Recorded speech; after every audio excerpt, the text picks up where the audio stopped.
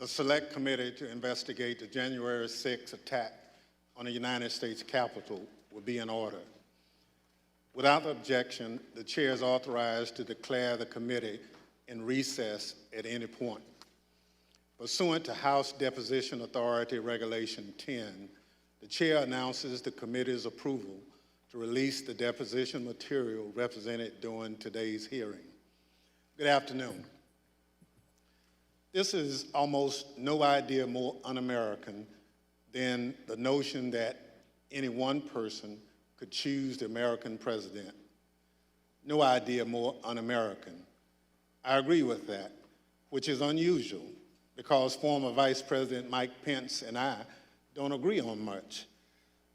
These are his words, spoken a few months ago about Donald Trump's attempt to pressure the former vice president, pressure him into going along with an unlawful and unconstitutional scheme to overturn the 2020 election and give Donald Trump a second term in office that he did not win. Today, the Select Committee is going to reveal the details of that pressure campaign. But what does the Vice President of the United States even have to do with a presidential election? The Constitution says that the Vice President of the United States oversees the process of counting the Electoral College votes, a process that took place on January 6, 2021. Donald Trump wanted Mike Pence to do something no other vice president has ever done. The former president wanted Pence to reject the votes and either declare Trump the winner or send the votes back to the states to be counted again. Mike Pence said no. He resisted the pressure. He knew it was illegal. He knew it was wrong. We are fortunate for Mr. Pence's courage on January 6th. Our democracy came dangerously close to catastrophe. That courage put him in tremendous danger. When Mike Pence made it clear that he wouldn't give in to Donald Trump's scheme, Donald Trump turned the mob on him, a mob that was chanting, "Hang Mike Pence," a mob that had built a hangman's gallows just outside the Capitol. Thanks in part to Mike Pence, our democracy withstood Donald Trump's scheme and the violence of January 6th. But the danger hasn't receded. Led by my colleague, Mr. Aguilar, today we'll lay out the facts for the American people. But first, I'll recognize my colleague from Wyoming, Ms. Cheney, for any opening statement she'd care to offer. Thank you very much, Mr. Chairman. Let me take just a few minutes today to put the topic of our hearing in broader context. In our last hearing, we heard unequivocal testimony that President Trump was told his election fraud allegations were complete nonsense. We heard this from members of the Trump campaign. We heard this from President Trump's campaign lawyers. We heard this from President Trump's former Attorney General, Bill Barr. We heard this from President Trump's former acting Attorney General, Jeff Rosen. And we heard this from President Trump's former acting Deputy Attorney General, Richard Donoghue. We heard from members of President Trump's White House staff as well. Today, we're focusing on President Trump's relentless effort to pressure Mike Pence to refuse to count electoral votes on January 6th. Here again is how the former vice president phrased it in a speech before the Federalist Society, a group of conservative lawyers. This week, that President Trump said I had the right to overturn the election. But President Trump is wrong. I had no right to overturn the election. The presidency belongs to the American people and the American people alone. And frankly, there is no idea more un-American than the notion that any one person could choose the American president. What the president wanted the vice president to do was not just wrong. It was illegal and unconstitutional. We will hear many details in today's hearing, but please consider these 2 points. First, President Trump was told repeatedly that Mike Pence lacked the constitutional and legal authority to do what President Trump was demanding he do. This is testimony from Mark Short, the Vice President's Chief of Staff, who served in the Trump administration in multiple positions over 4 years. But just to pick up on that, Mr. Short, was it your impression that the Vice President had directly conveyed his position on these issues to the President, not just to the world through a Dear Colleague letter, but directly to President Trump? Many times. And had been consistent in conveying his position to the President? Very consistent. Okay. But President Trump plotted with a lawyer named John Eastman to pressure Pence to do so anyway. As the federal court has explained, quote, based on the evidence, the court finds that it is more likely than not that President Trump and Dr. Eastman dishonestly conspired to obstruct the joint session of Congress on January 6, 2021. What exactly did President Trump know? When exactly did President Trump know that it would be illegal for Mike Pence to refuse to count electoral votes? Here is one sample of testimony given by one of the witnesses before us today, the Vice President's General Counsel. Did John Eastman ever admit, or as you know, in front of the President, that his proposal would violate the Electoral Count Act? I believe he did on the 4th. That was January 4th, 2 days before the attack on Congress. A second point, please listen to testimony today about all of the ways that President Trump attempted to pressure Vice President Pence, including Donald Trump's tweet at 2:24 p.m. condemning Vice President Mike Pence when President Trump already knew a violent riot was underway at the Capitol. In future hearings, you will hear from witnesses who were present inside the White House, who were present inside the West Wing on that day. But today we focus on the earnest efforts of Mike Pence, who was determined to abide by his oath of office. As Vice President Pence prepared a statement on January 5th and 6th, explaining that he could not illegally refuse to count electoral votes, he said this to his staff. I mean, the Vice President had said, this may be the most important thing I ever say. And so This meaning the statement. the statement. And he really wanted to make sure that it was just so. You will hear today that President Trump's White House counsel believed that the Vice President did exactly the right thing on January 6th, as did others in the White House, as did Fox News host Sean Hannity. Vice President Pence understood that his oath of office was more important than his loyalty to Donald Trump. He did his duty. President Trump unequivocally did not. Thank you, Mr. Chairman. I yield back. Without objection, I recognize the gentleman from California, Mr. Aguilar, for an opening statement. Thank you, Mr. Chairman. Today, we intend to show the American people that January 6th was not an isolated incident. In the weeks culminating before, it was a legal scheme and deception. We've already learned that President Trump knew he lost the 2020 election. Shortly after, he began to look for a way to circumvent our country's most fundamental civic tradition, the peaceful transfer of power. The president latched on to a dangerous theory and would not let go because he was convinced it would keep him in office. We witnessed firsthand what happened when the President of the United States weaponized this theory. The Capitol was overrun, police officers lost their lives, and the Vice President was taken to a secure location because his safety was in jeopardy. Let's take a look at the effect of Donald Trump's words and actions. I want to warn our audience that the video contains explicit content. Mike Pence is going to have to come through for us, and if he doesn't, that will be a sad day for our country.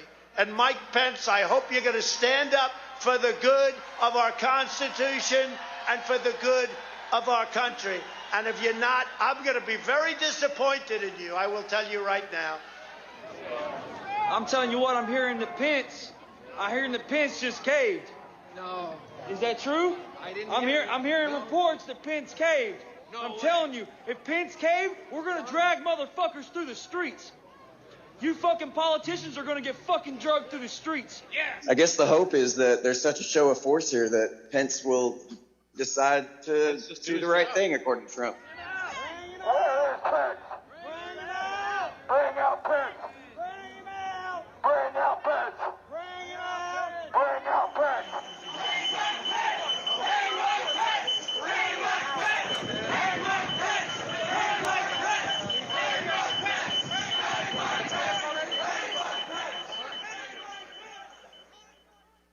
How did we get to this point? How did we get to the point where President Trump's most radical supporters led a violent attack on the Capitol and threatened to hang President Trump's own vice president? You'll hear from witnesses that Donald Trump pressured Mike Pence to adopt a legally and morally bankrupt idea that the vice president could choose who the next president can be. You'll hear about how the vice president, the White House counsel, and others told Donald Trump that the vice president had no such authority. But President Trump would not listen. You'll hear how Vice President Pence withstood an onslaught of pressure from President Trump, both publicly and privately, a pressure campaign that built to a fever pitch with a heated phone call on January 6th. You'll also hear that the president knew there was a violent mob at the Capitol when he tweeted at 2:24 p.m. that the vice president did not have the, quote, courage to do what needed to be done. Let me be clear. Vice President Pence did the right thing that day. He stayed true to his oath to protect and defend the Constitution. I look forward to hearing from our witnesses this afternoon. Mr. Chairman, I yield back. Thank you, Mr. Aguilar. We are honored to have two distinguished witnesses who advised Vice President regarding his role on January 6th. Judge J. Michael Luttig is one of the leading conservative legal thinkers in the country. He served in administrations of President Ronald Reagan and George H.W. Bush. He was appointed by the latter to serve on the U.S. Court of Appeals for the Fourth Circuit, where he served from 1991 to 2006. He provided critical advice for Vice President Pence regarding the role of the Vice President in the joint session of Congress shortly before that fateful moment. He's written that the Vice President does not have the power to select the next President of the United States. He's also written that contrary theory espoused by one of his own former law clerks was, quote, incorrect at every turn.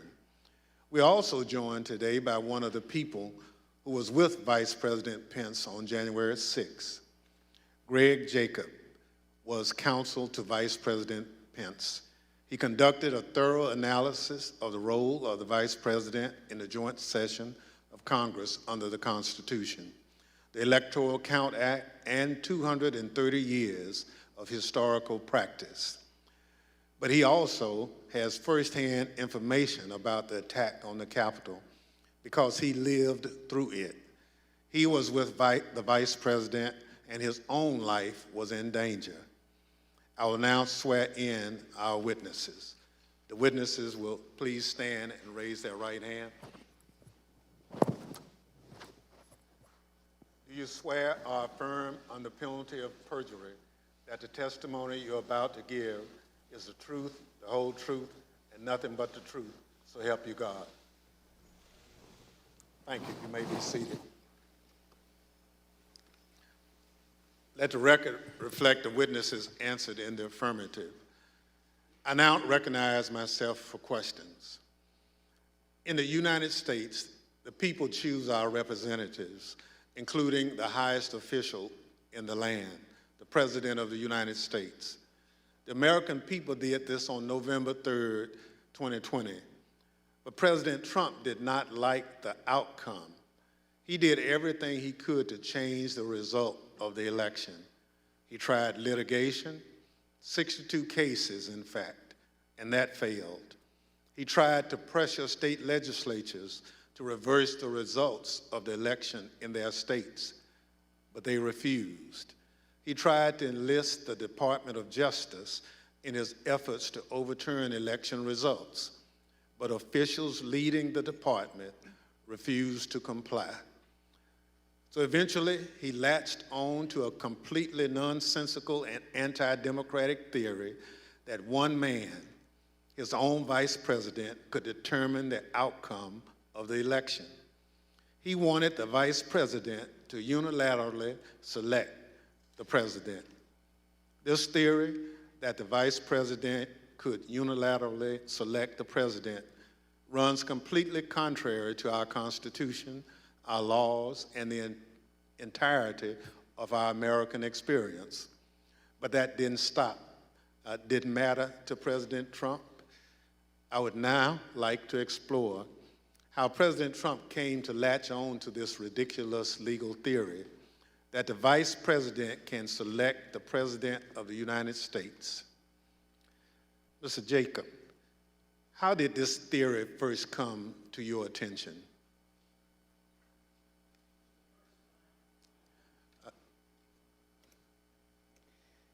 The first time that I had a conversation with the Vice President about the 12th Amendment and the Electoral Count Act was in early December, around December 7th.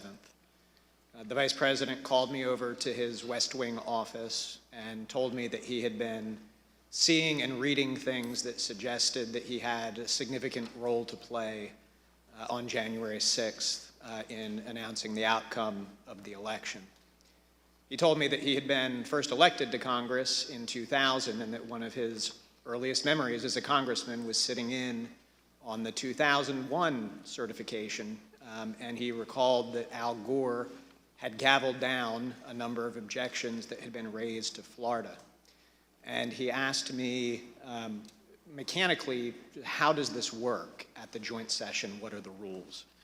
And I told the Vice President that, in fact, I had a fairly good idea of how things work, that actually there aren't rules that govern the joint session, but what there is a provision of the Constitution that's just one sentence long, and then an Electoral Count Act that had been passed in 1887. And I told the Vice President that I could put a memo together for him overnight that would explain the applicable rules. So, Mr. Jacobs, when you looked at this theory, what did you conclude? So we concluded that what you have is a sentence in the Constitution that is inartfully drafted. But the Vice President's first instinct when he heard this theory was that there was no way that our framers, who abhorred concentrated power, who had broken away from the tyranny of George III, would ever have put one person, particularly not a person who had a direct interest in the outcome because they were on the ticket for the election, in a role to have decisive impact on the outcome of the election. And our review of text, history, and frankly just common sense all confirmed the Vice President's first instinct on that point. There is no justifiable basis to conclude that the Vice President has that kind of authority. Thank you, Mr. Jacobs. We will hear more today about how, despite this conclusion by you and other top legal advisors, the former president used this discredited theory in his campaign to pressure the vice president to decide the outcome of the presidential election. I now recognize the gentlewoman from Wyoming, Ms. Cheney, for questions. Thank you very much, Mr. Chairman. Judge Ludig, thank you as well for being here with us today. You issued a very important statement earlier today, which I urge all Americans to read. And I'd like to ask you, Judge, about one of the sentences in your statement and ask if you could explain to us the significance of it. You say, had the Vice President of the United States obeyed the President of the United States, America would immediately have been plunged into what would have been tantamount to a revolution within a paralyzing constitutional crisis. Could you elaborate on that for us, Judge?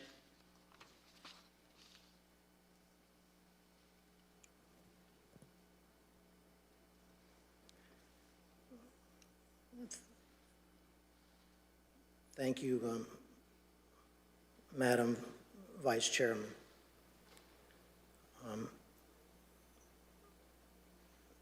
That passage in my statement this morning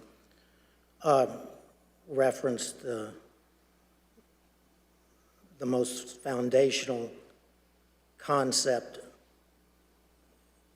in America, which is the rule of law. Thus, as I interpret your question, you were asking about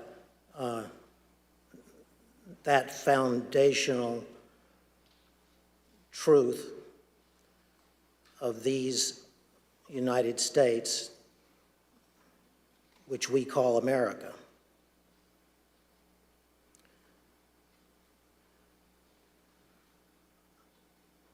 The foundational truth is the rule of law. That foundational truth is, for the United States of America, the profound truth. But it's not merely the profound truth for the United States. It's also the simple truth, the simple foundational truth of the American Republic. Thus, in my view, the hearings being conducted by this select committee are examining that profound truth, namely the rule of law in the United States of America. The specific question, of course, before you and before the nation, not before me, is whether that foundational rule of law was supremely violated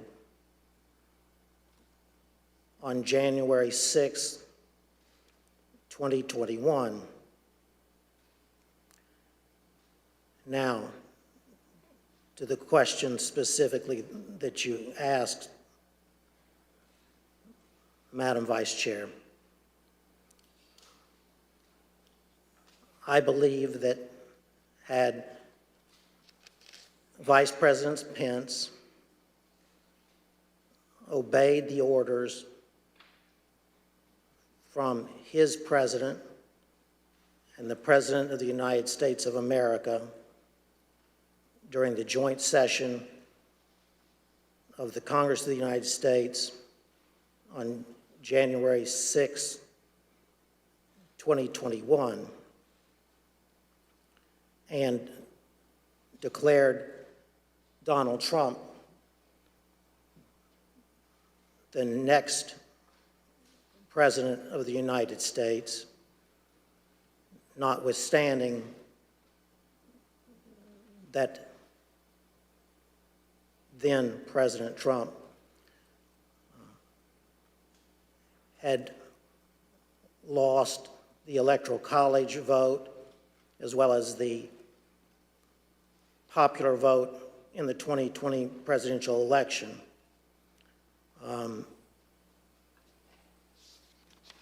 That declaration of Donald Trump as the next president would have plunged America into what I believe would have been tantamount to a revolution within a constitutional crisis in America, which in my view, and I'm only one man, would have been the first constitutional crisis since the founding of the Republic.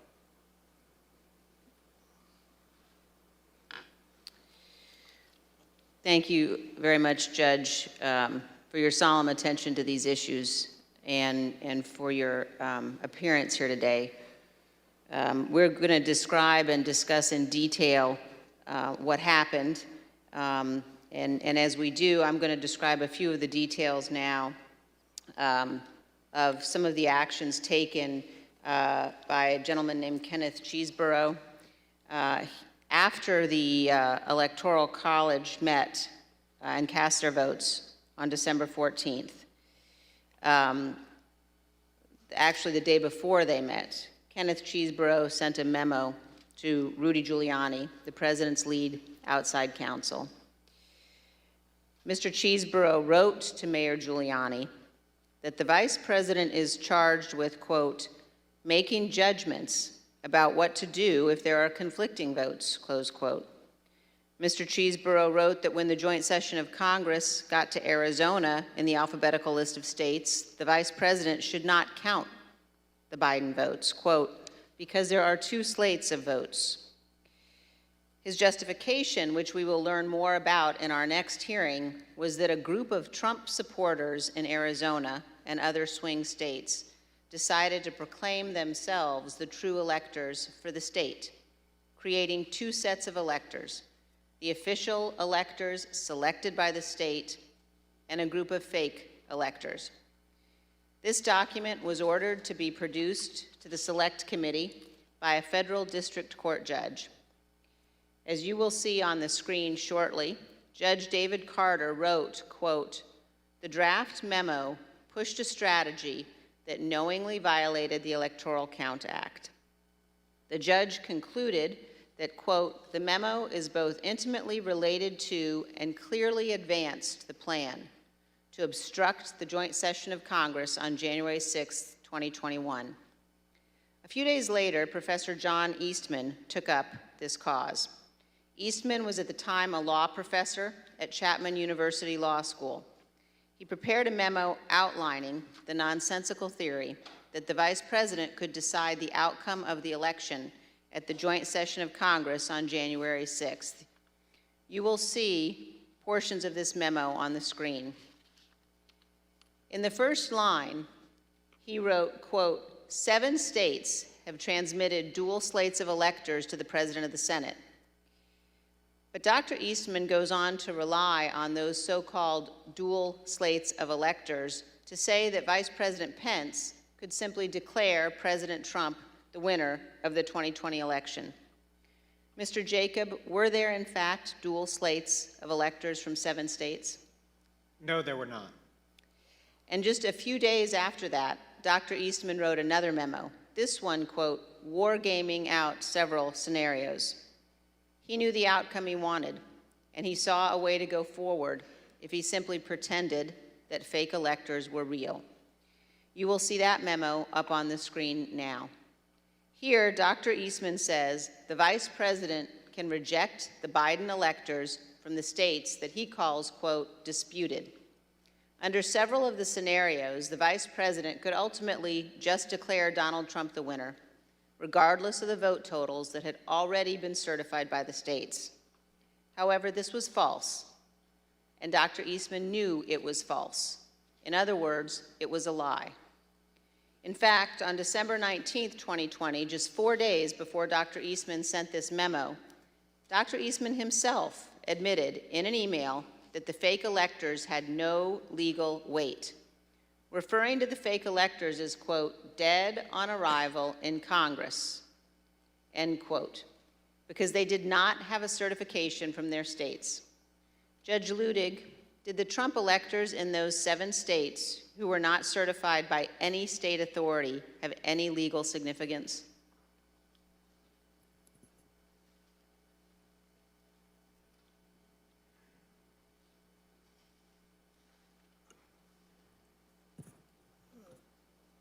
Congresswoman, there was no support whatsoever in either the Constitution of the United States nor the laws of the United States for the Vice President, frankly, ever to count alternative electoral slates from the states that had not been officially certified by the designated state official in the Electoral Count Act of 1887.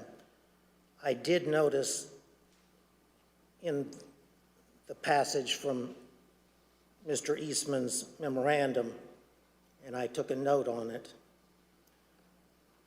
and correct me if I'm wrong, but he said in that passage that there was both legal authority as well as historical precedent. I do know what Mr. Eastman was referring to when he said that there was historical precedent for doing so. He was incorrect. There was no historical precedent from the beginning of the founding in 1789 that even as mere historical precedent, as distinguished from legal precedent, would support the possibility of the Vice President of the United States quote, counting alternative electoral slates that had not been officially certified to the Congress pursuant to the Electoral Count Act of 1887. I would be glad to explain that historical precedent if the committee wanted, but it would be a digression. Thank you very much, Judge. I know my colleagues will be pursuing that issue in more depth, and now I'd like to yield back, Mr. Chairman. Thank you very much. Pursuant to Section 5C8 of House Resolution 503, the chair recognizes the gentleman from California, Mr. Aguilar, and Staff Counsel, Mr. John Wood, for questioning. Thank you, Mr. Chairman. We're fortunate to have a bipartisan staff. Senior Investigative Counsel John Wood previously served as United States Attorney in Missouri under President George W. Bush. He and I will share today's lines of questioning. Mr. Wood? Thank you, Mr. Aguilar. Judge Ludig, I had the incredible honor of serving as one of your law clerks. Another person who did was John Eastman. And you have written that Dr. Eastman's theory that the Vice President could determine who the next President of the United States is, in your words, incorrect at every turn. Could you please explain briefly your analysis?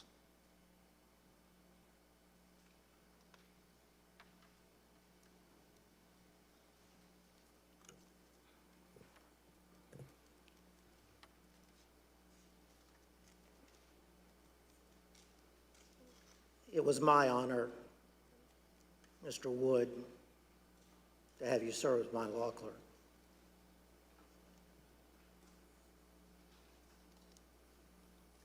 I could answer that question perfectly if I had at my disposal either Mr. Eastman's tweet or my own analytical tweet of September 21st, but I don't. But that said, let me try to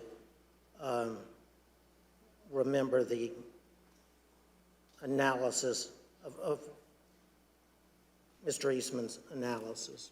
And Judge, I can read to you and to the audience, I think what was a really key passage from your very insightful analysis when you wrote, "I believed that Professor Eastman was incorrect at every turn of the analysis in his January 2nd memorandum, beginning with his claim that there were legitimate competing slates of electors presented from 7 states," and you've already addressed that issue. But your next sentence said, "continuing to his conclusion that the Vice President could unilaterally decide not to count the votes from the 7 states from which competing slates were allegedly presented."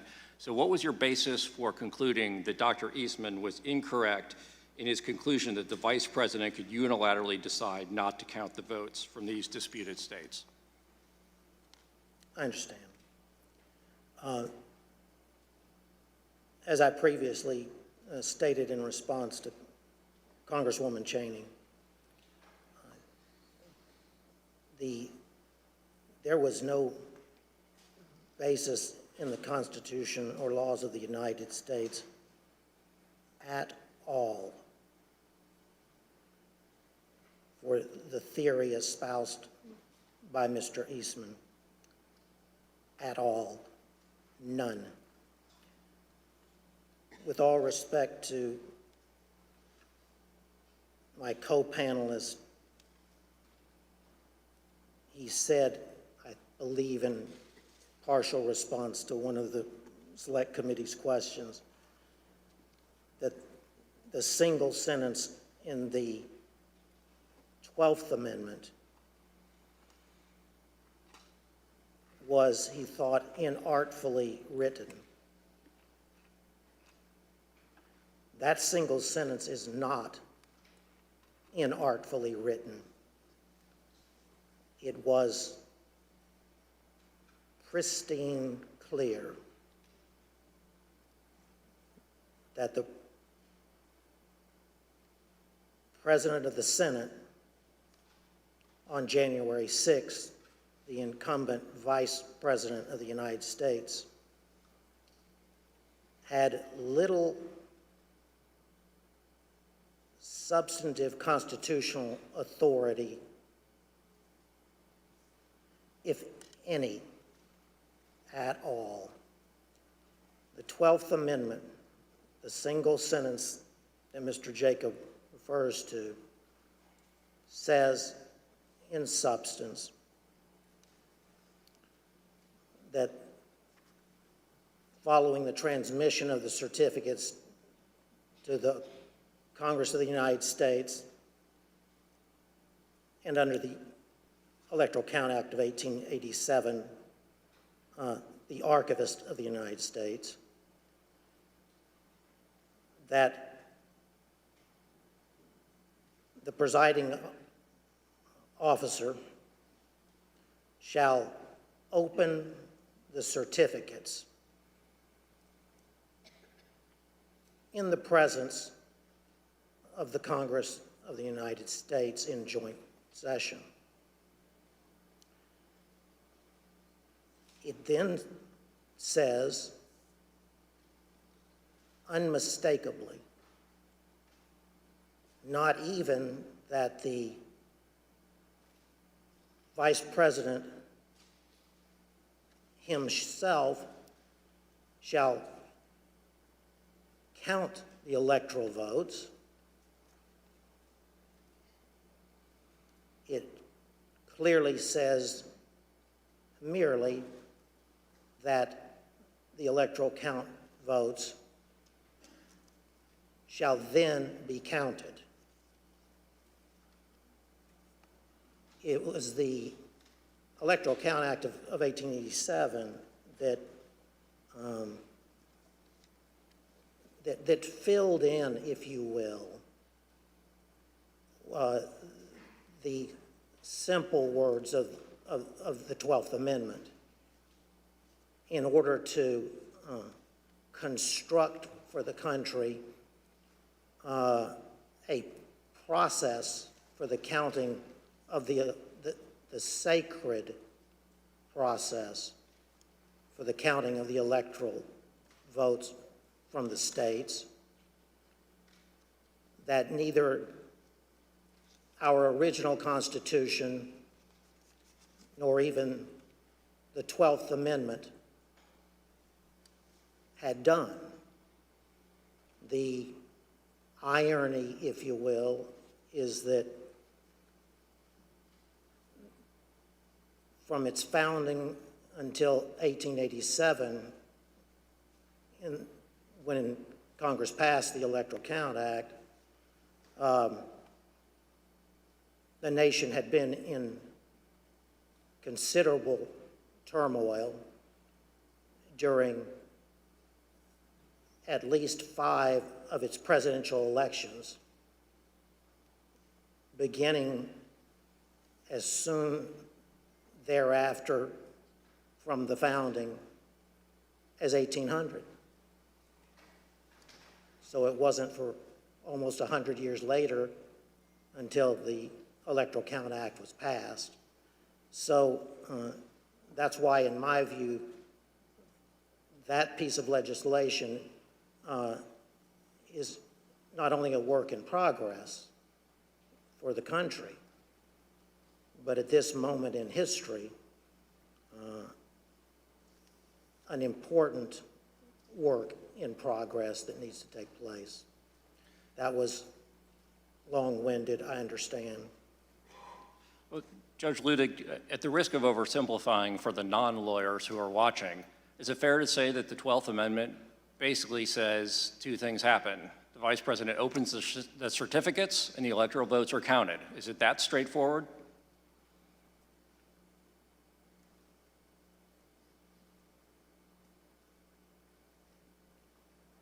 I would not want that to be my testimony before the Congress of the United States. The language of the 12th Amendment is that simple. Thank you, Judge. Mr. Jacob, I have a question for you. I believe during your deposition before this committee, you said something to the effect of you'd read every word written about the 12th Amendment, the Electoral Count Act, and historical practice. I know in response to the chairman's earlier question, you gave your bottom line conclusion, but can you tell us a little bit about the process that you and your colleagues went through of researching this issue and what conclusion you came to after your thorough research? So, you, as a lawyer who's analyzing a constitutional provision, you start with the constitutional text, you go to structure, you go to history. So we started with the text. We did not think that the text was quite as unambiguous as Judge Luttig indicated. In part, we had a constitutional crisis in 1876 because in that year, multiple slates of electors were certified by multiple slates. And when it came time to count those votes, the antecedent question of which ones had to be answered. That required the appointment of an independent commission. That commission had to resolve that question, and the purpose of the Electoral Count Act of 1887 had been to resolve those latent ambiguities. Now, I'm in complete agreement with Judge Luttig. It is unambiguous that the Vice President does not have the authority to reject electors. There is no suggestion of any kind that it does. There is no mention of rejecting or objecting to electors anywhere in the 12th Amendment. And so the notion that the Vice President could do that certainly is not in the text.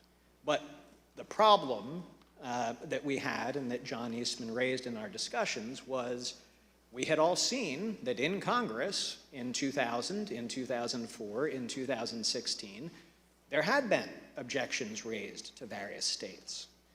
And those had even been debated in 2004. And so here you have an amendment that says nothing about objecting or rejecting, and yet we did have some recent practice of that happening within the terms of the Electoral Count Act. So we started with that text. And I recall in my discussion with the Vice President, he said, I can't wait to go to heaven and meet the framers and tell them, the work that you did in putting together our Constitution is a work of genius. Thank you. It was divinely inspired. There is one sentence that I would like to talk to you a little bit about.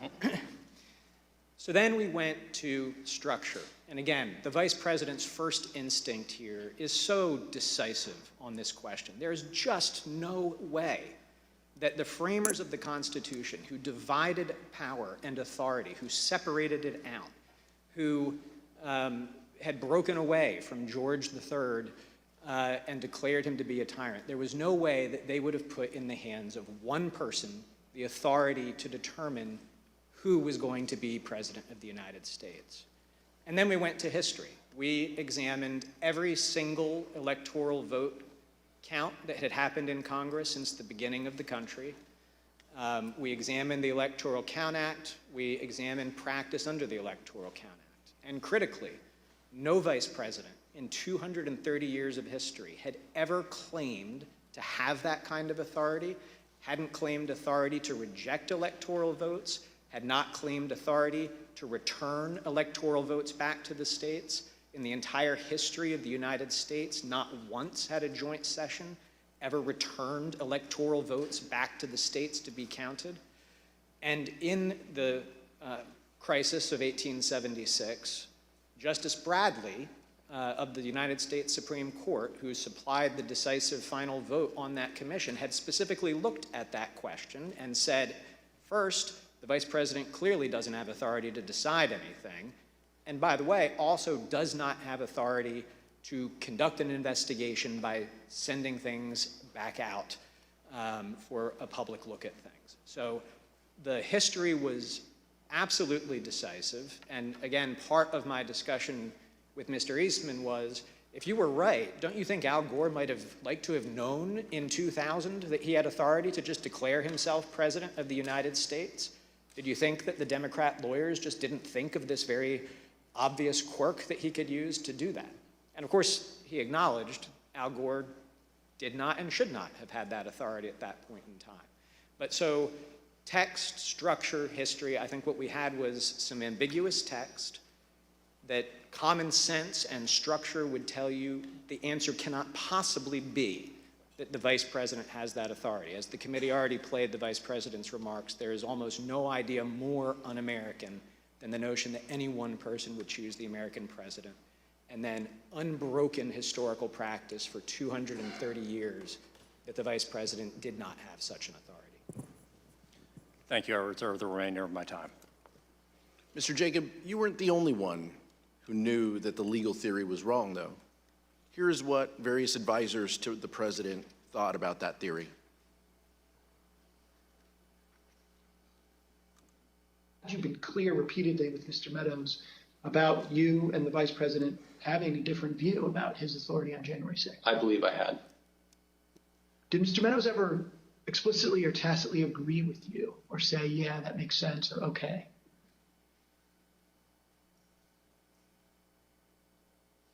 I believe that that Mark did agree. What makes you say that?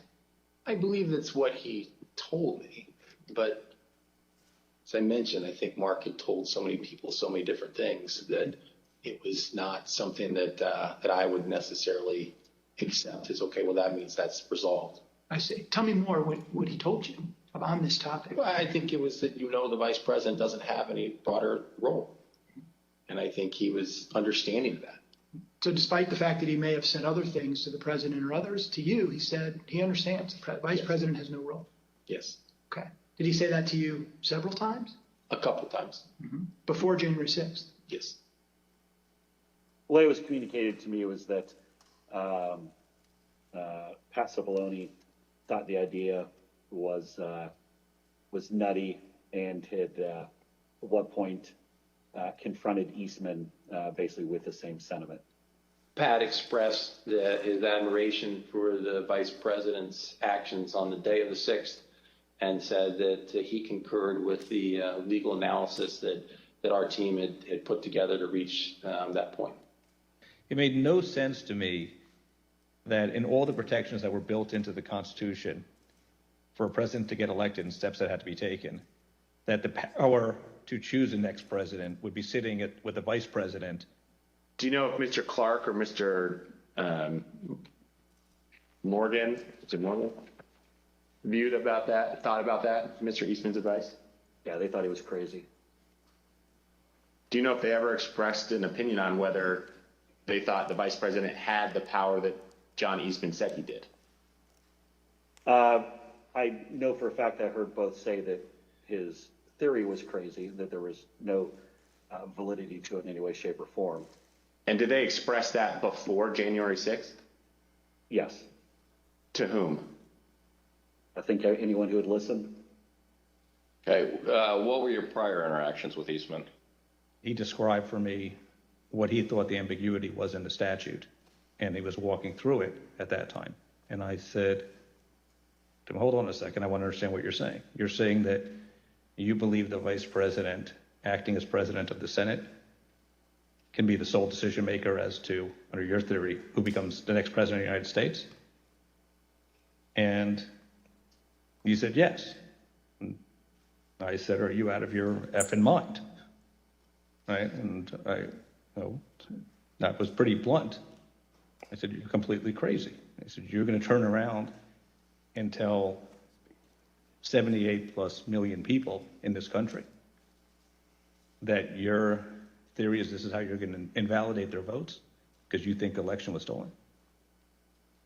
And I said, they're not going to tolerate that. I said, you're going to cause riots in the streets.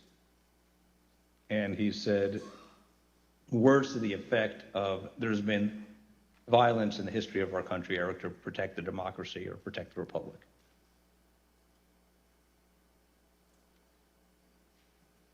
In fact, there was a risk that the lawyers in the White House counsel's office would resign.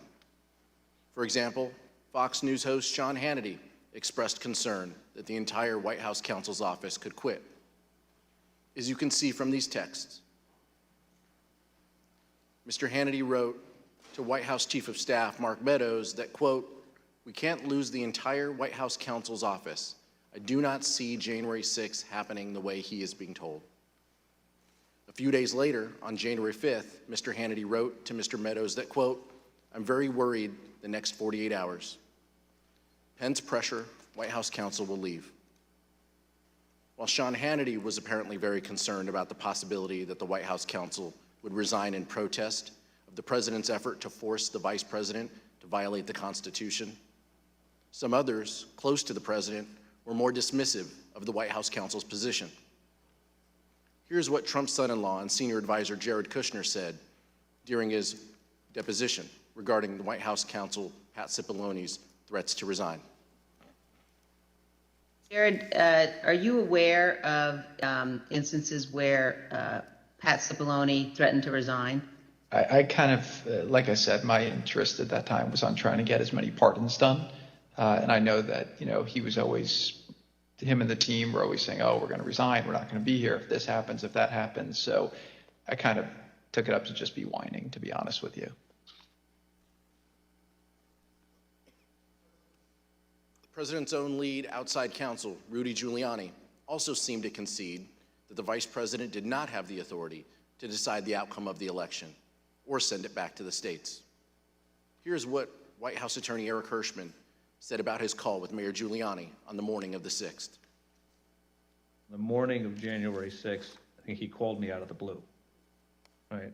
And I was like getting dressed. And we had an intellectual discussion about Eastman's, I don't know if it's Eastman's theory per se, but the VP's role. And he was asking me my view and analysis and then the practical implications of it. And when we finished, he said, I believe that, you're probably right.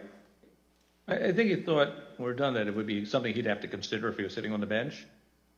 But he'd probably come down in that, you couldn't interpret it or sustain the argument long term. Of course, the fact that Mayor Giuliani seemed to admit that the theory was wrong did not stop him from going before the crowd just a few hours later on January 6th and saying the exact opposite. Here's Mayor Giuliani's speech at the Ellipse rally on January 6th. are here just very briefly to make a very important 2 points.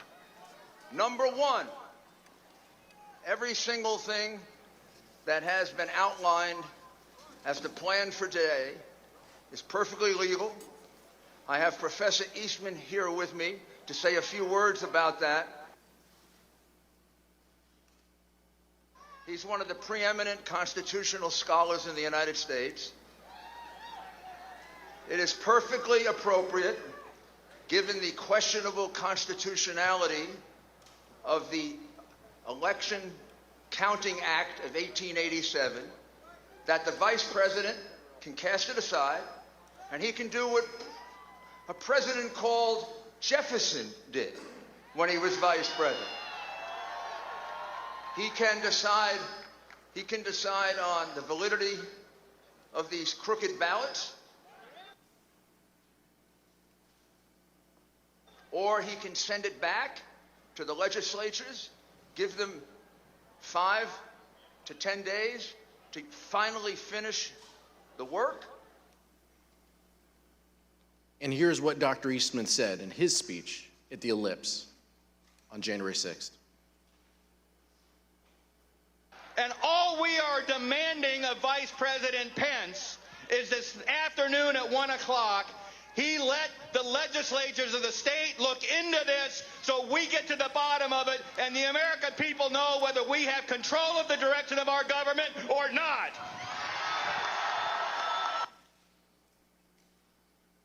Even Dr. Eastman knew his theory didn't hold water. Mr. Jacob, you discussed and even debated this theory at length with Dr. Eastman. Did Dr. Eastman ever tell you what he thought the U.S. Supreme Court would do if it had to decide this issue? Yes. We had an extended discussion, an hour and a half to 2 hours on January 5th. And when I pressed him on the point, I said, John, if the Vice President did what you were asking him to do, we would lose 9-0 in the Supreme Court, wouldn't we? And he initially started it, well, I think maybe you would lose only 7-2. And after some further discussion, acknowledged, well, yeah, you're right, we would lose 9-0. I appreciate that. In our investigation, the Select Committee has obtained evidence suggesting that Dr. Eastman never really believed his own theory. Let me explain.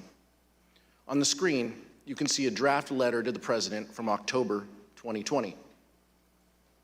In this letter, an idea was proposed that the Vice President could determine which electors to count at the joint session of Congress. But the person writing in blue eviscerates that argument. The person who wrote the comments in blue wrote, quote, "The 12th Amendment only says that the President of the Senate opens the ballots in the joint session and then, in the passive voice, that the votes shall then be counted." The comments in blue further state, "Nowhere does it suggest that the President of the Senate gets to make the determination on his own." Judge Ludig, does it surprise you that the author of those comments in blue was in fact John Eastman?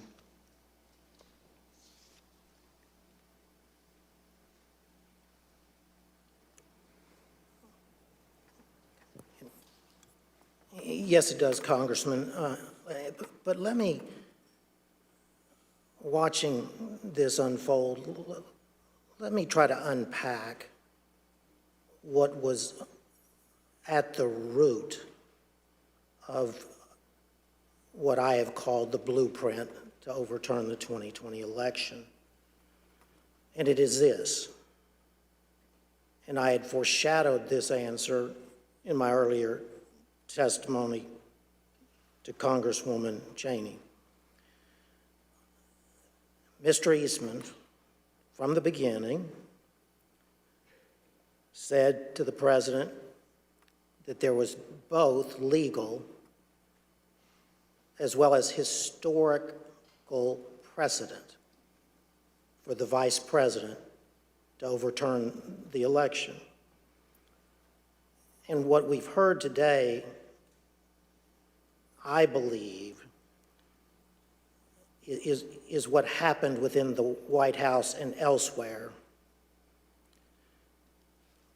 as all the players led by Mr. Eastman got wrapped around the axle by the historical evidence claim by Mr. Eastman. Let me explain very simply. This is what I said would require a digression that I would be glad to undertake if you wished. In short, if I had been advising the Vice President of the United States on January 6th, and even if then Vice President Jefferson and even then Vice President John Adams and even then Vice President Richard Nixon had done exactly what the President of the United States wanted his Vice President to do.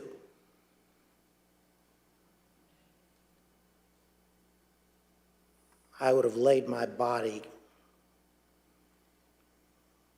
across the road before I would have let the Vice President overturn the 2020 election on the basis of that historical precedent.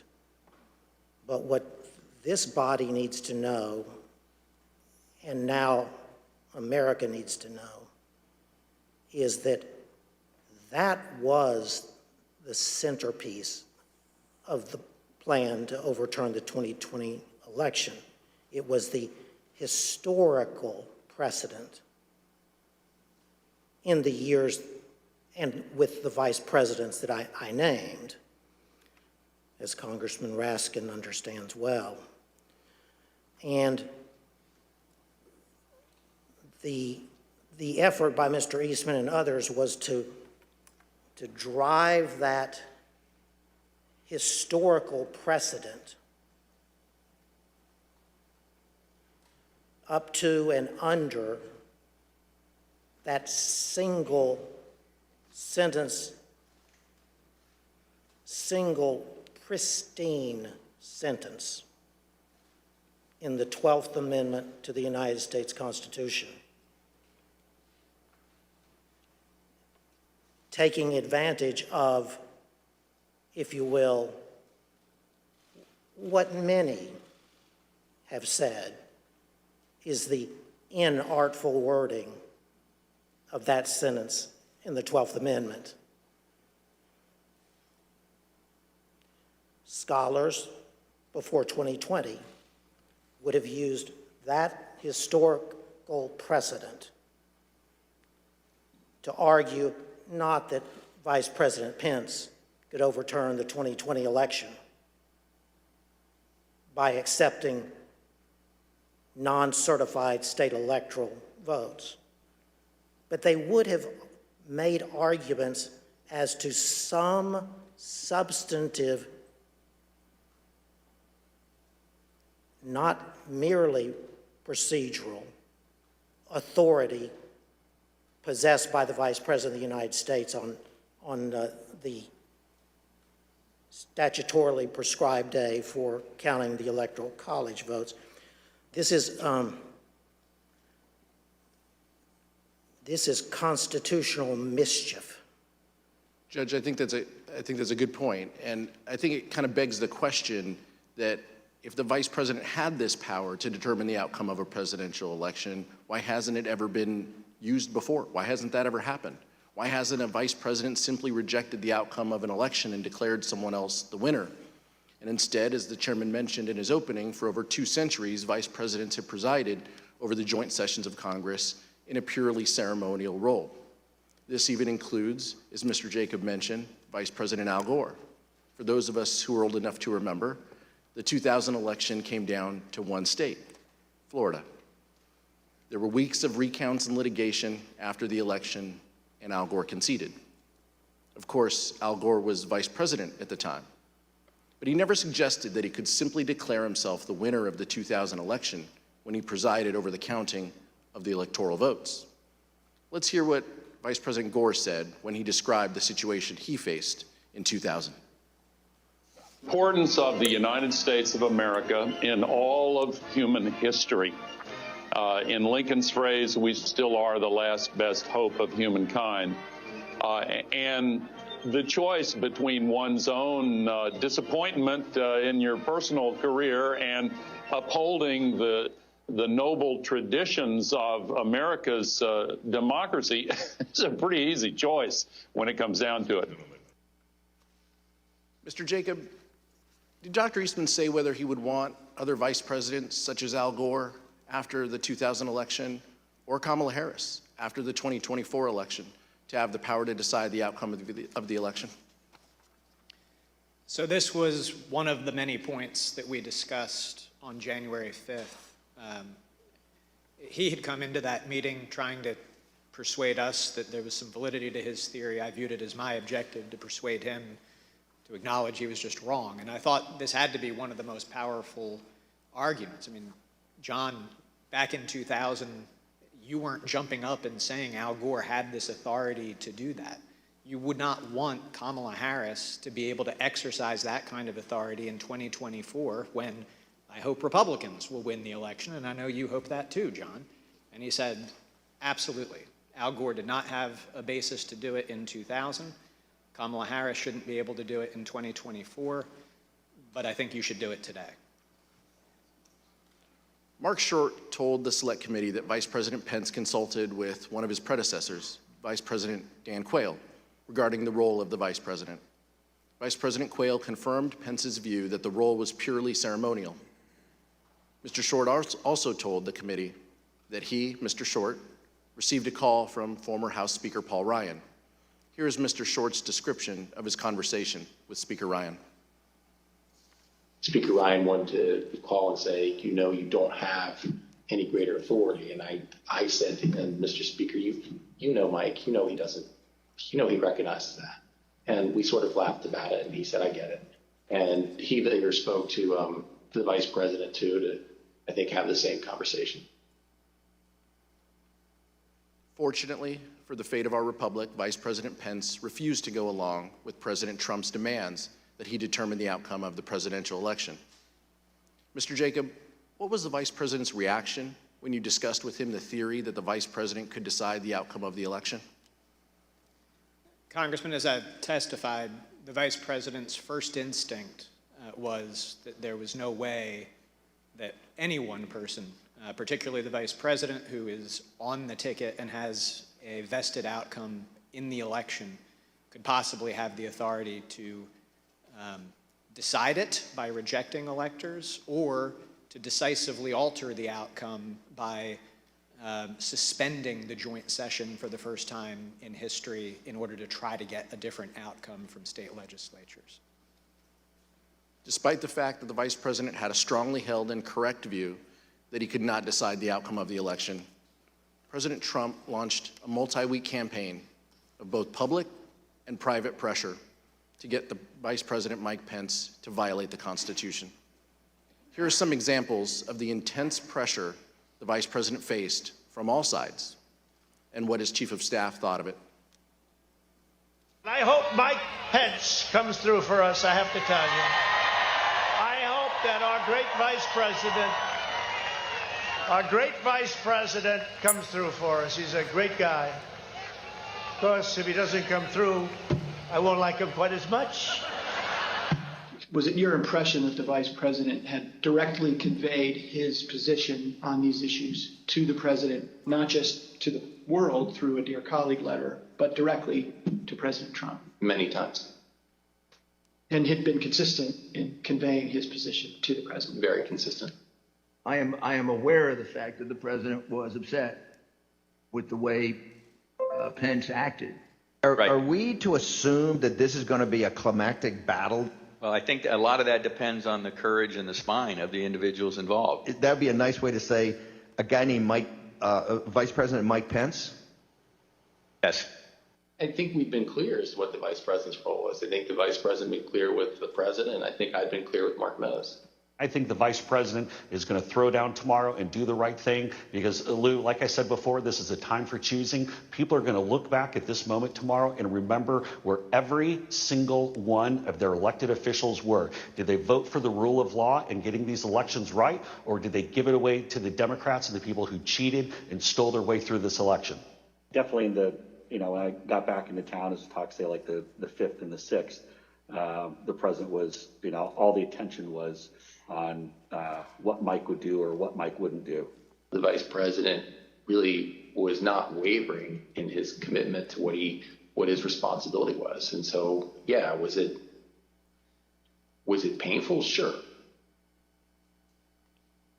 The president's pressure campaign started in December.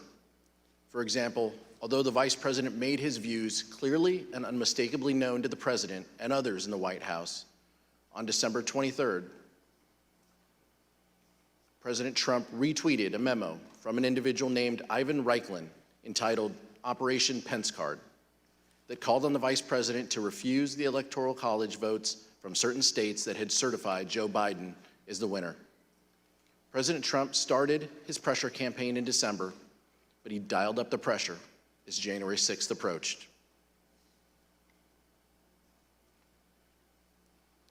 The testimony we have received in our investigation indicates that by the time January 4th arrived, President Trump had already engaged in a, quote, multi-week campaign to pressure the vice president to decide the outcome of the election. This had included private conversations between the two leaders, Trump's tweets, and at least one meeting with members of Congress. We understand that the vice president started his day on January 4th with a rally in Georgia for the Republican candidates in the U.S. Senate runoff. When the vice president returned to Washington, he was summoned to meet with the president regarding the upcoming joint session of Congress. Mr. Jacob, who attended that meeting? The attendees were the vice president, the president, Mark Short, the chief of staff to the vice president, myself, and John Eastman. There was about a 5-minute period where Mark Meadows came in on a different issue. Let's show a photo of that meeting. Mr. Jacob, during that meeting between the president and the vice president, what theories did Dr. Eastman present regarding the role of the vice president in counting the electoral votes? During the meeting on January 4th, Mr. Eastman was opining that there were 2 legally viable arguments as to authorities that the vice president could exercise 2 days later on January 6th. One of them was that he could reject electoral votes outright. The other was that he could use his capacity as presiding officer to suspend the proceedings and declare essentially a 10-day recess during which states that he deemed to be disputed, there was a list of 5 to 7 states that the exact number changed from conversation to conversation, but that the vice president could sort of issue a demand to the state legislatures in those states to re-examine the election and declare who had won each of those states. So he said that both of those were legally viable options. He said that he did not recommend, upon questioning, he did not recommend what he called the more aggressive option, which was reject outright, because he thought that that would be less politically palatable. The imprimatur of state legislature authority would be necessary to ultimately have public acceptance of an outcome in favor of President Trump, and so he advocated that the preferred course of action would be the procedural route of suspending the joint session and sending the election back to the states. Mr. Jacob, I know you won't discuss the direct conversations between the president and the vice president, so rather than asking you what the vice president said in that meeting, I'll ask you a more general question. Did the vice president ever waver in his position that he could not unilaterally decide which electors to accept? The Vice President never budged from the position that I have described as his first instinct, which was that it just made no sense from everything that he knew and had studied about our Constitution that one person would have that kind of authority. And did the Vice President ever waver in his position that he could not delay certification and send it back to the states? No, he did not. Did Dr. Eastman admit in front of the President that his proposal would violate the Electoral Count Act? So during that meeting on the 4th, I think I raised the problem that both of Mr. Eastman's proposals would violate several provisions of the Electoral Count Act. Mr. Eastman acknowledged that that was the case, that even what he viewed as the more politically palatable option would violate several provisions, but he thought that we could do so because in his view the Electoral Count Act was unconstitutional, and when I raised concerns that that position would likely lose in court, his view was that the court simply wouldn't get involved. They would invoke the political question doctrine, and therefore we could have some comfort proceeding with that path. Mr. Wood? But just to reiterate, he told you, maybe this was in a later conversation, but he told you at some point that if in fact the issue ever got to the Supreme Court, his theory would lose 9-0, correct? The next morning, starting around 11 or 11:30, we met for an hour and a half to 2 hours. And in that meeting, I've already described the text, structure, history conversation, but we started walking through all of that. And I said, John, basically what you have is some text that may be a little bit ambiguous, but then nothing else that would support it, including the fact that nobody would ever want that to be the rule. Wouldn't we lose 9-0 in the Supreme Court?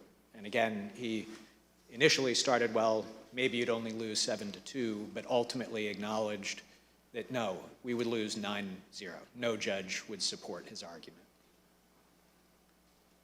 After his meeting with the Vice President, Donald Trump flew to Georgia for a rally in support of the Republican candidates in the United States Senate runoff. Even though the Vice President had been steadfast in resisting the President's pressure, President Trump continued to publicly pressure Vice President Pence in his Georgia speech. Rather than focusing exclusively on the Georgia Senate runoff, Trump turned his attention to Mike Pence. Here's what the President said during that rally in Georgia. Pence comes through for us, I have to tell you. I hope that our great Vice President comes through for us. He's a great guy. Of course, if he doesn't come through, I won't like him quite as much. So the President had been told multiple times that the Vice President could not affect the outcome of the election, but he nonetheless publicly pressured Mike Pence to do exactly that by saying, quote, if he doesn't come through, I won't like him as much. Let's turn now to January 5th. Mr. Wood? Thank you. That morning, meaning January 5th, the President issued a tweet expressly stating that the Vice President had the power to reject electors. Let's look at what the President wrote. Quote, the Vice President has the power to reject fraudulently chosen electors. Mr. Jacob, you've already told us about your meeting with Dr. Eastman and the President on January 4th, and you briefly made reference to the meeting you had with Dr. Eastman the next day, January 5th. Can you tell us a little bit more about that meeting with Dr. Eastman on January 5th? For example, where was the meeting? Who was there? So at the conclusion of the meeting on the 4th, the President had asked that our office meet with Mr. Eastman the next day to hear more about the positions he had expressed at that meeting, and the Vice President indicated that offered me up as his counsel to fulfill that duty. So we met in Mark Short's office in the Executive Office Building across the way from the White House. Dr. Eastman had a court hearing by Zoom that morning, so it didn't start first thing, but rather started around 11. And That meeting went for about an hour and a half, 2 hours. Chief of Staff Mark Short was at that meeting most of the time. There were a few times that he left. And essentially, it was an extended discussion. What most surprised me about that meeting was that when Mr. Eastman came in, he said, "I'm here to request that you reject the electors." So on the 4th, that had been the path that he had said, "I'm not recommending that you do that." But on the 5th, he came in and expressly requested that. And I grabbed a notebook as I was heading into the meeting. I didn't hear much new from him to record, but that was the first thing I recorded in my notes, was request that the VP reject.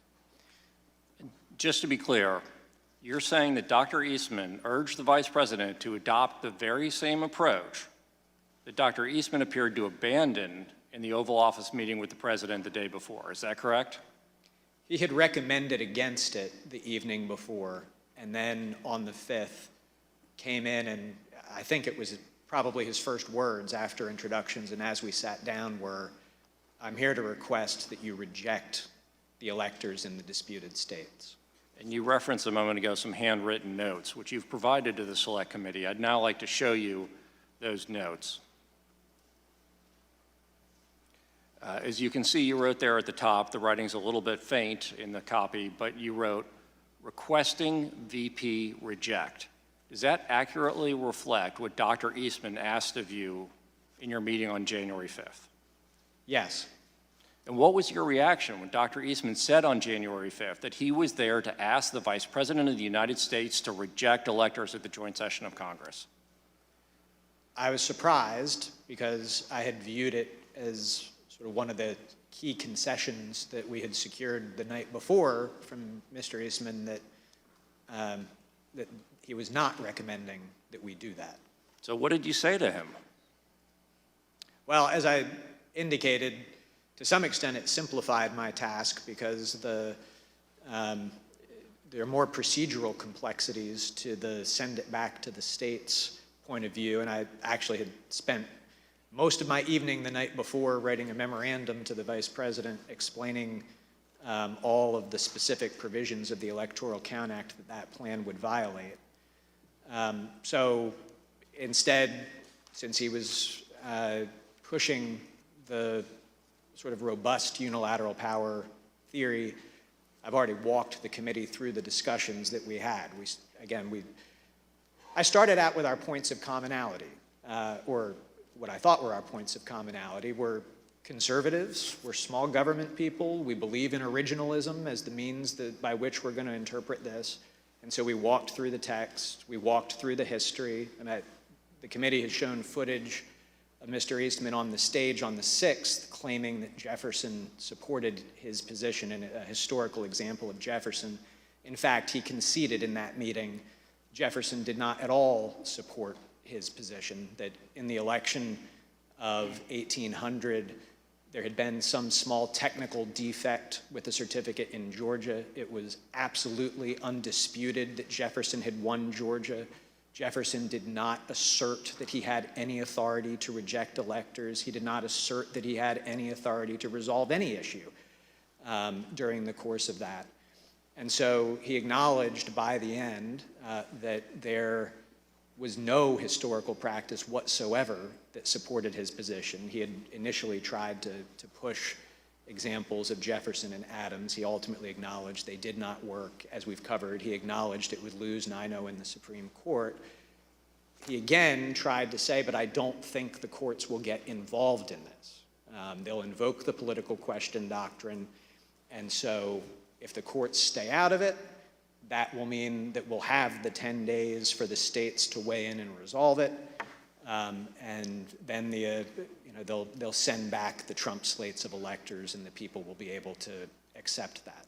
And I expressed my vociferous disagreement with that point. I did not think that this was a political question. Among other things, if the courts did not step in to resolve this, there was nobody else to resolve it. You would be in a situation where you have a standoff between the President of the United States and, counterfactually, the Vice President of the United States, saying that we've exercised authorities that constitutionally we think we have, by which we have deemed ourselves the winners of the election. You would have an opposed House and Senate disagreeing with that. You would have state legislatures that, to that point, I mean, Republican leaders across those legislatures had put out statements, and we collected these for the Vice President as well, that the people had spoken in their states and that they had no intention of reversing the outcome of the election. We did receive some signed letters that Mr. Eastman forwarded us by minorities of leaders in those states, but no state had any legislative house that indicated that it had any interest in it. So you would have had just an unprecedented constitutional jump ball situation with that standoff. And as I expressed to him, that issue might well then have to be decided in the streets. Because if we can't work it out politically, we've already seen how charged up people are about this election. And so it would be a disastrous situation to be in. So I said, I think the courts will intervene. I do not see a commitment in the Constitution of the question whether the Vice President has that authority to some other actor to resolve. There's arguments about whether Congress and the Vice President jointly have a constitutional commitment to generally decide electoral vote issues. I don't think that they have any authority to object or reject them. I don't see it in the 12th Amendment, but nonetheless.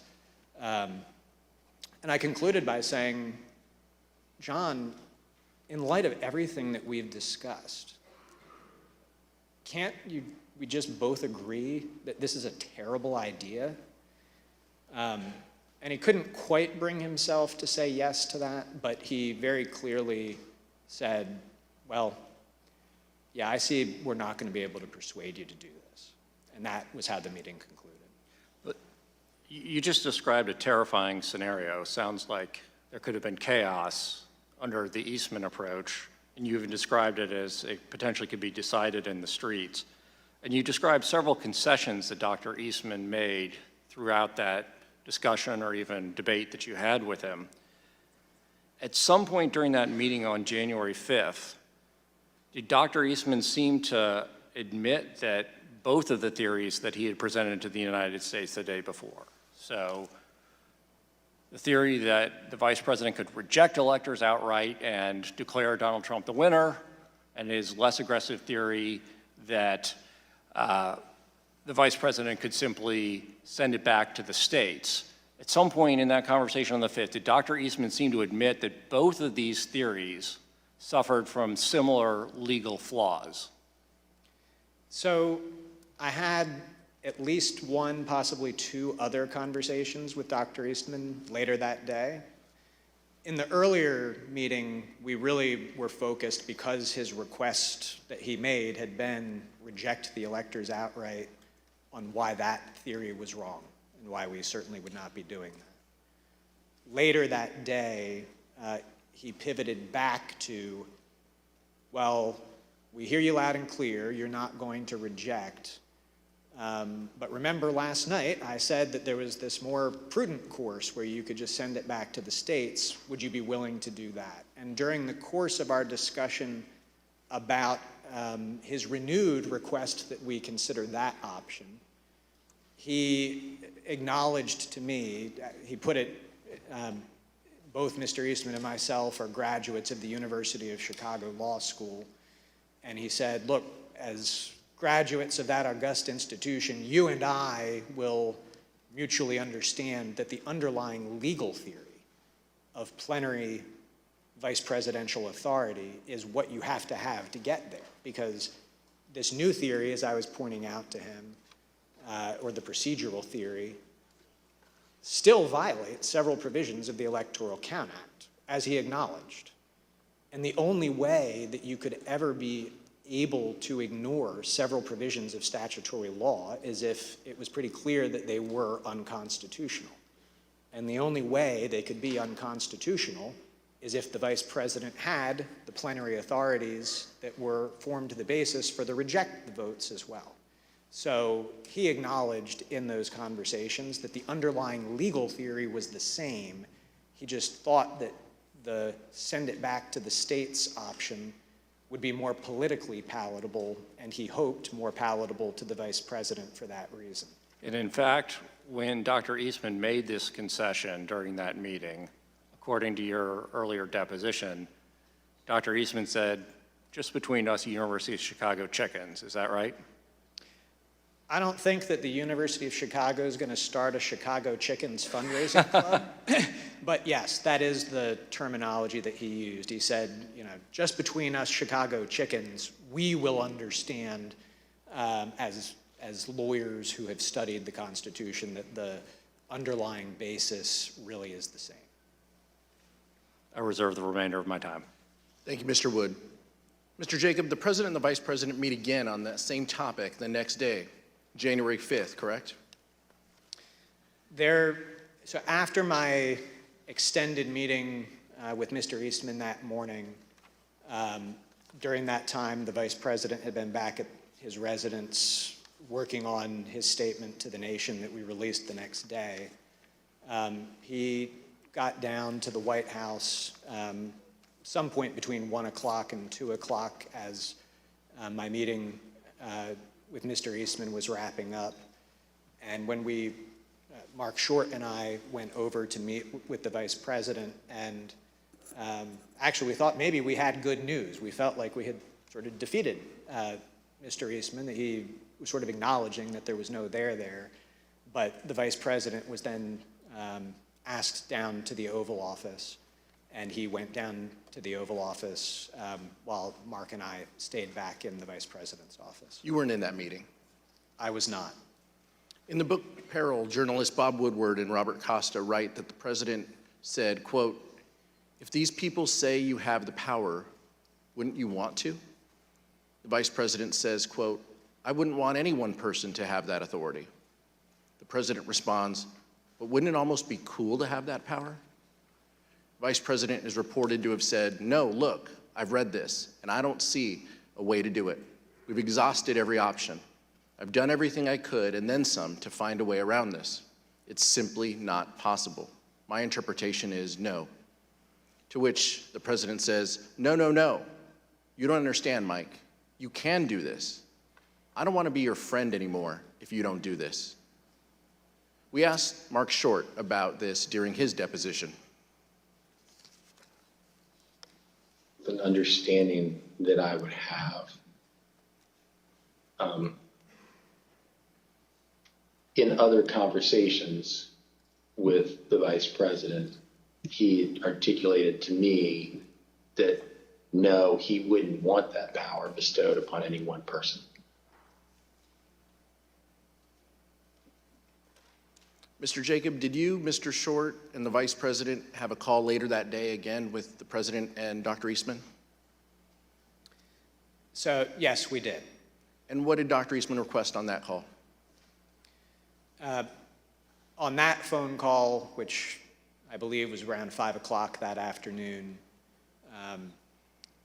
Mr. Eastman stated that he had heard us loud and clear that morning. We were not going to be rejecting electors, but would we be open to considering the other course that we had discussed on the 4th, which would be to suspend the joint session and request that state legislatures re-examine certification of the electoral votes.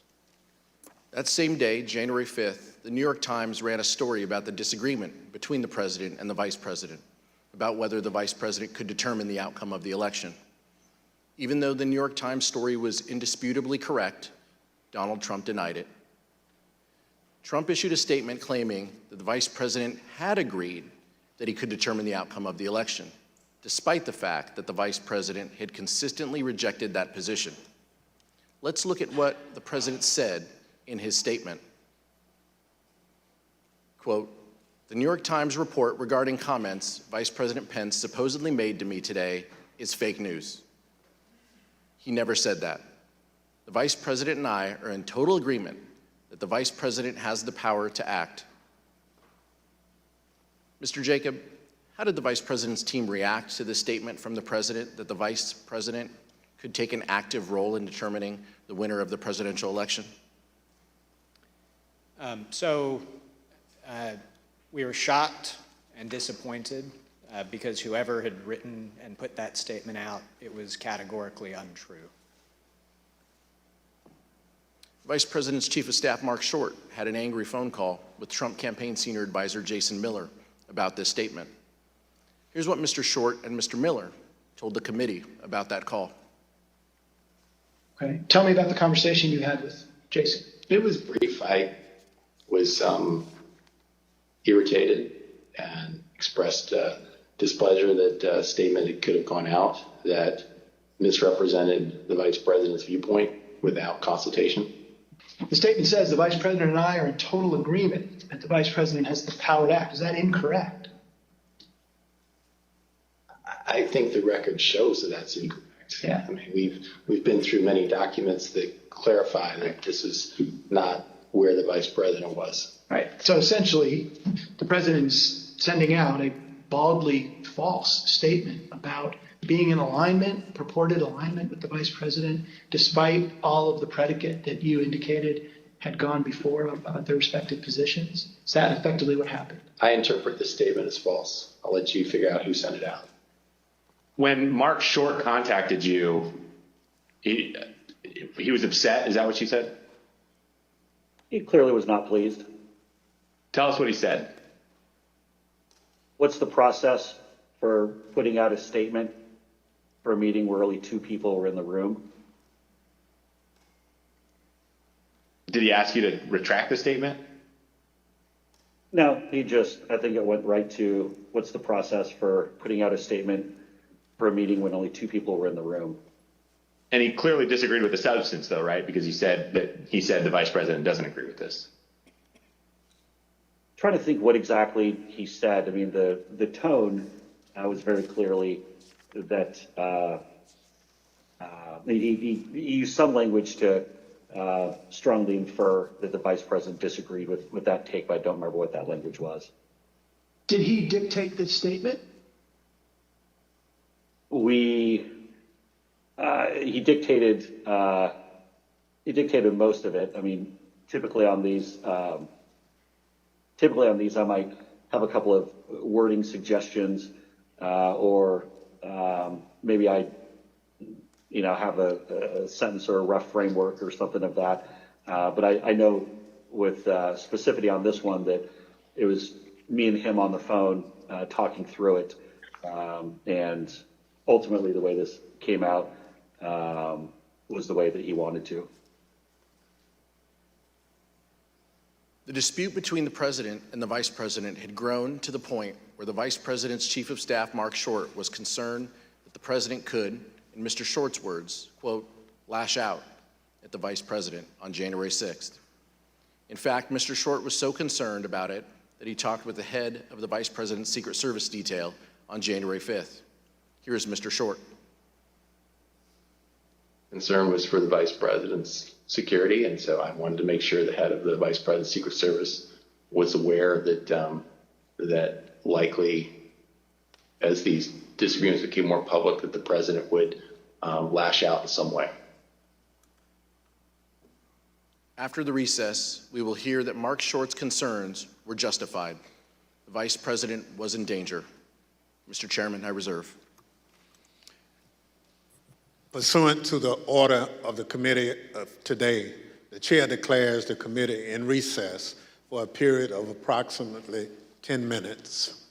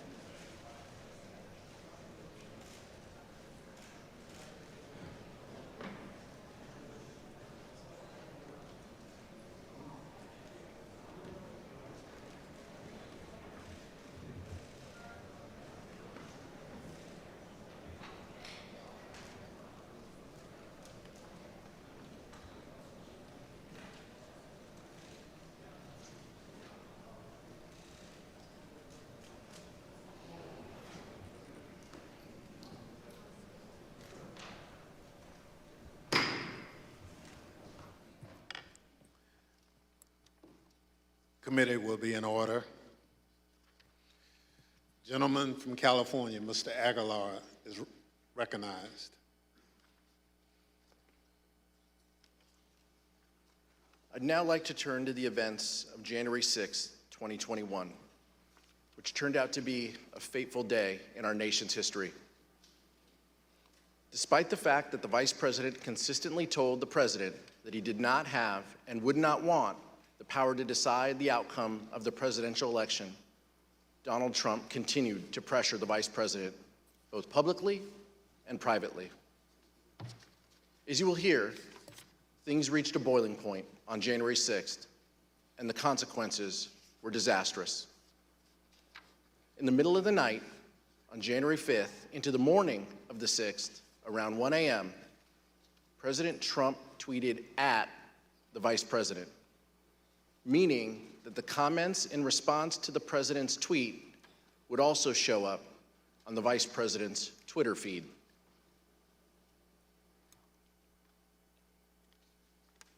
The tweet stated that the Vice President could, quote, come through for us and send it back to the states. Then around 8 a.m.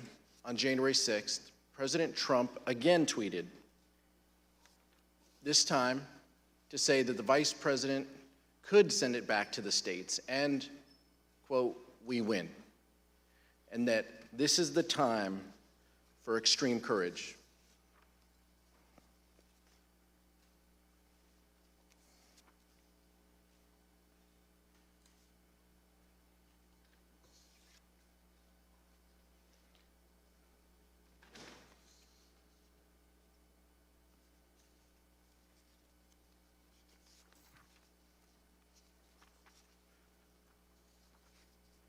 Mr. Short told us during his deposition that the Vice President started a meeting on January 6th in prayer.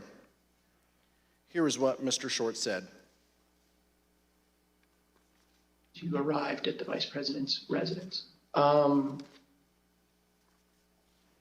As would often be the case, I recall that knowing it would be an important day, we gathered in prayer, and often that would be something the staff member would lead. So it would have just been at that time, I believe, the Vice President, myself, Greg, and Chris, and we would have just asked for guidance and wisdom, knowing that the day was going to be a challenging one. Mr. Jacob, did you go to the Vice President's residences on the morning of January 6th? Yes. Who else was with you? Mark Short, Devin O'Malley, our communications director, and Chris Hodgson, our legislative affairs director. And did the Vice President have a call with the President that morning? He did. Were you with the Vice President during the call? So we had been putting the Vice President had finalized his statement overnight. We were in the process of proofing it so that we could get that out. And we were told that a call had come in from the President. The Vice President stepped out of the room to take that call, and no staff went with him. The President had several family members with him in the Oval that morning for that call. I'd like to show you what they and others told the Select Committee about that call, along with never-before-seen photographs of the President on that call from the National Archives. When I got in,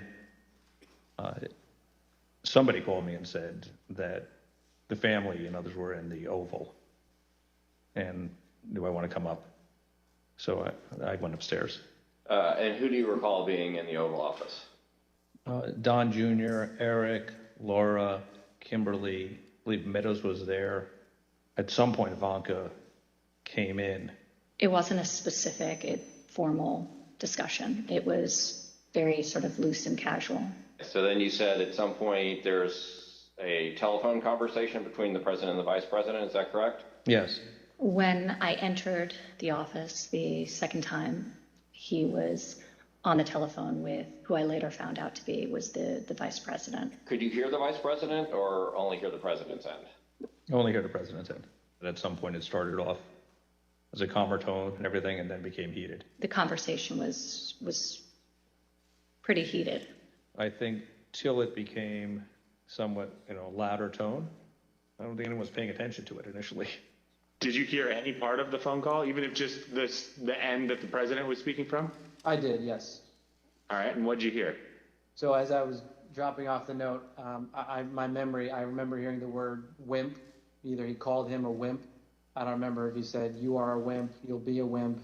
Wimp is the word I remember. It's also been reported that the president said to the vice president that something to the effect of, you don't have the courage to make a hard decision. Words, I don't remember exactly either, but something like that, yeah. Do you're not tough enough to make the call. It was a different tone than I'd heard him take with the vice president before. Did Ms. Trump share with you any more details about what had happened, or any details about what had happened in the Oval Office that morning? That her dad had just had an upsetting conversation with the vice president. Do you recall anything about her demeanor, either during the meeting or when you encountered her in Dan Scavino's office? I don't remember specifically. I mean, I think she was uncomfortable over the fact that there was obviously that type of interaction between the two of them. Something to the effect, the wording's wrong. I made the wrong decision 4 or 5 years ago. And the word that she relayed to that the president called the vice president, I apologize for being impolite, but do you remember what she said her father called him? The P word.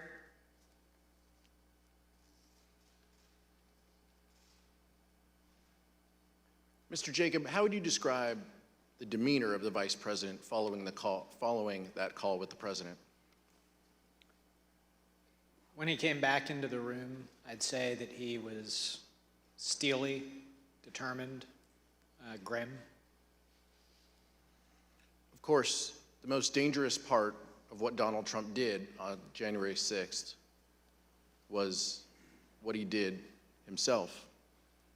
As will be discussed in detail in a future hearing, our investigation found that early drafts of the January 6th ellipse speech prepared for the president included no mention of the vice president.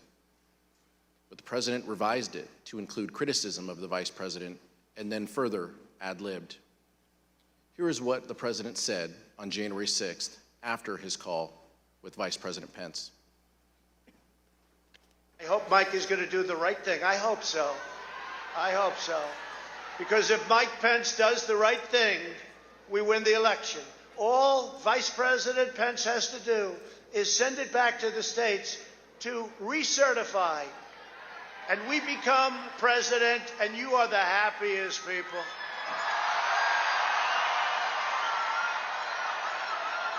And I just spoke to Mike. I said, Mike, that doesn't take courage.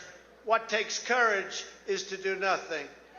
That takes courage. And then we're stuck with a president who lost the election by a lot, and we have to live with that for 4 more years. We're just not going to let that happen. And Mike Pence is going to have to come through for us. And if he doesn't, that will be a sad day for our country. And they want to recertify their votes. They want to recertify. But the only way that can happen is if Mike Pence agrees to send it back. So I hope Mike has the courage to do what he has to do. And I hope he doesn't listen to the rhinos and the stupid people that he's listening to. Of course, we all know what happened next. The president's words had an effect. President Trump's supporters became angry. When the vice president issued his public letter, the crowd at the Capitol erupted in anger. The rioters who had erected makeshift gallows began chanting, "Hang Mike Pence." Testimony in our investigation has made clear what the target of the rioters' ire was: Vice President Mike Pence. The rioters breached the Capitol at 2:13 p.m.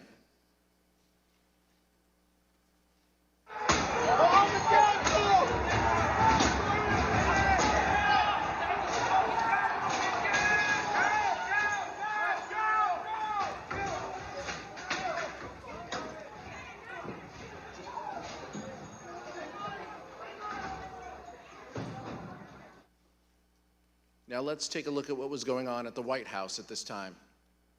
We received testimony that the President's Chief of Staff, Mark Meadows, was notified of the violence at the Capitol by 2 p.m., and likely earlier. The testimony further establishes that Mr. Meadows quickly informed the President and that he did so before the President issued his 2:24 p.m. tweet criticizing Vice President Pence for not having, quote, courage to do what needed to be done. Here is what the President wrote in his 2:24 p.m. tweet while the violence at the Capitol was going on. And here is what the rioters thought. Nothing but a traitor, and he deserves to burn with the rest of them. So it's all escalated after Pence. What happened? Did Pence didn't do what we wanted. Pence voted against Trump. Okay, and that's when all this started? Yep. That's when we marched on the Capitol. We've been shot at with rubber bullets, tear gas. We just heard that Mike Pence is not going to reject any fraudulent elector votes.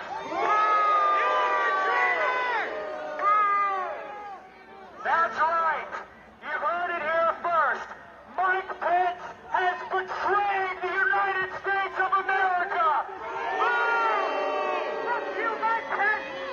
Mike Pence has betrayed this president, and he has betrayed the people of the United States, and we will never, ever forget. It's real simple. Pence betrayed us, which apparently everybody knew he was going to, and the president mentioned it like 5 times when he talked. You can go back and watch the president's video. This is our capital. Let's be respectful to him. There's 4 million people coming in, so there's a lot of control. We love you guys. We love the cops. It's only a matter of time. Justice is coming. Although the President's Chief of Staff, Mark Meadows, has refused to testify before this committee, Mr. Meadows' aide, Ben Williamson, and White House Deputy Press Secretary Sarah Matthews testified that Mr. Meadows went to the dining room near the Oval Office to tell the President about the violence at the Capitol before the President's 2:24 p.m. tweet. In future hearings, you'll hear more about exactly what was happening in the White House at that time. But here is what some White House staff told the Select Committee. Do you know where he went? Yes, I followed him down the hallway, and I followed him into the outer Oval corridor, which is the hallway between the Oval Office hallway and the outer Oval section of the Oval Office. I followed him into that little corridor hallway.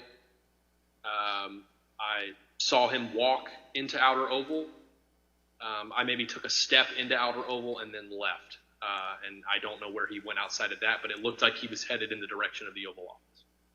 You know, we had all talked about at that point about how it was bad and the, situation was getting out of hand. And I know Ben Williamson and I were conferring, and we thought that the president needed to tweet something immediately. And I think when Kayleigh gave us that order of don't say anything to the media, I told her that I thought the president needed to tweet something. And then I remember getting a notification on my phone, and I was sitting in a room with Roma and Ben, and we all got a notification.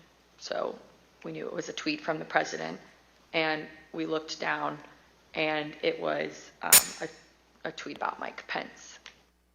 I believe I had sent him a text saying that we may want to put out some sort of statement because the situation was getting a little hairy over at the Capitol. And then it was common for, after I would text him, I would just go down and see him in person. You went down to speak with Mark Meadows after this. What was that conversation? Very brief. I went down and told him the same thing I have in the text that I can recall. And I don't remember anything that was said between us other than I told him that. And to my recollection, he immediately got up and left his office. Our investigation found that immediately after the president's 2:24 p.m. tweet, the crowds both outside the Capitol and inside the Capitol surged. The crowds inside the Capitol were able to overwhelm the law enforcement presence, and the vice president was quickly evacuated from his ceremonial Senate office to a secure location within the Capitol complex.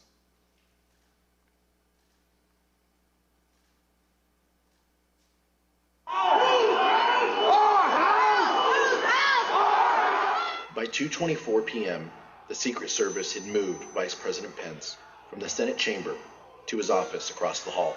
The noise from the rioters became audible, at which point we recognized that maybe they had gotten into the building.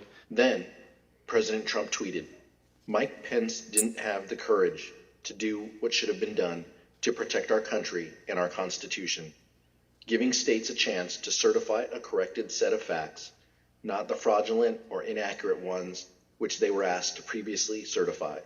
USA demands the truth." It was clear that it was escalating and escalating quickly. So then when that tweet, the Mike Pence tweet, was sent out, I remember us saying that that was the last thing that needed to be tweeted at that moment.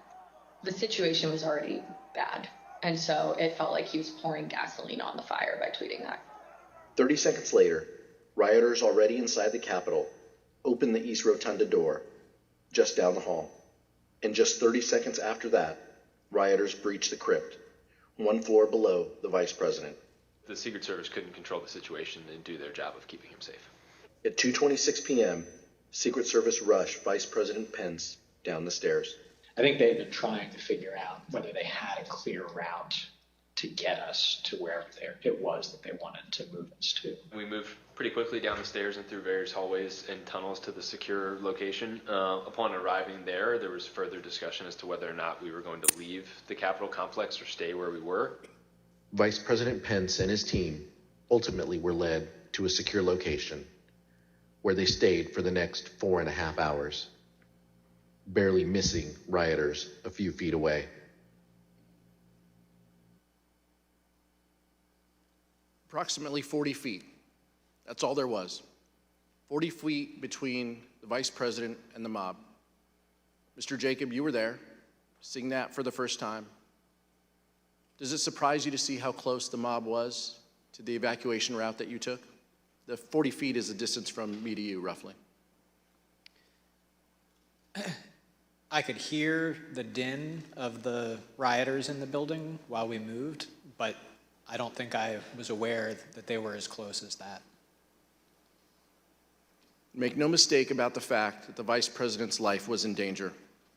A recent court filing by the Department of Justice explains that a confidential informant from the Proud Boys told the FBI that the Proud Boys would have killed Mike Pence if given a chance.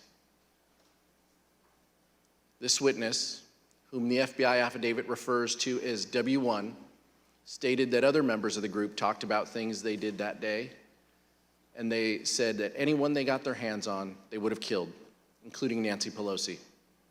W1 further stated that members of the Proud Boys said that they would have killed Mike Pence if given a chance.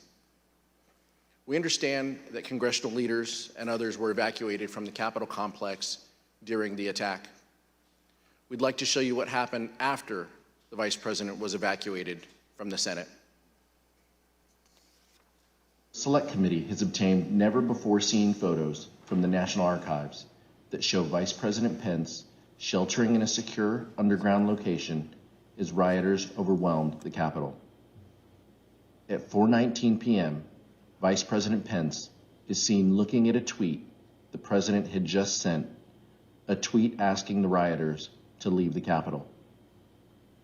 After 4.5 hours spent on working to restore order, the vice president returned to the Senate floor to continue the certification of electors.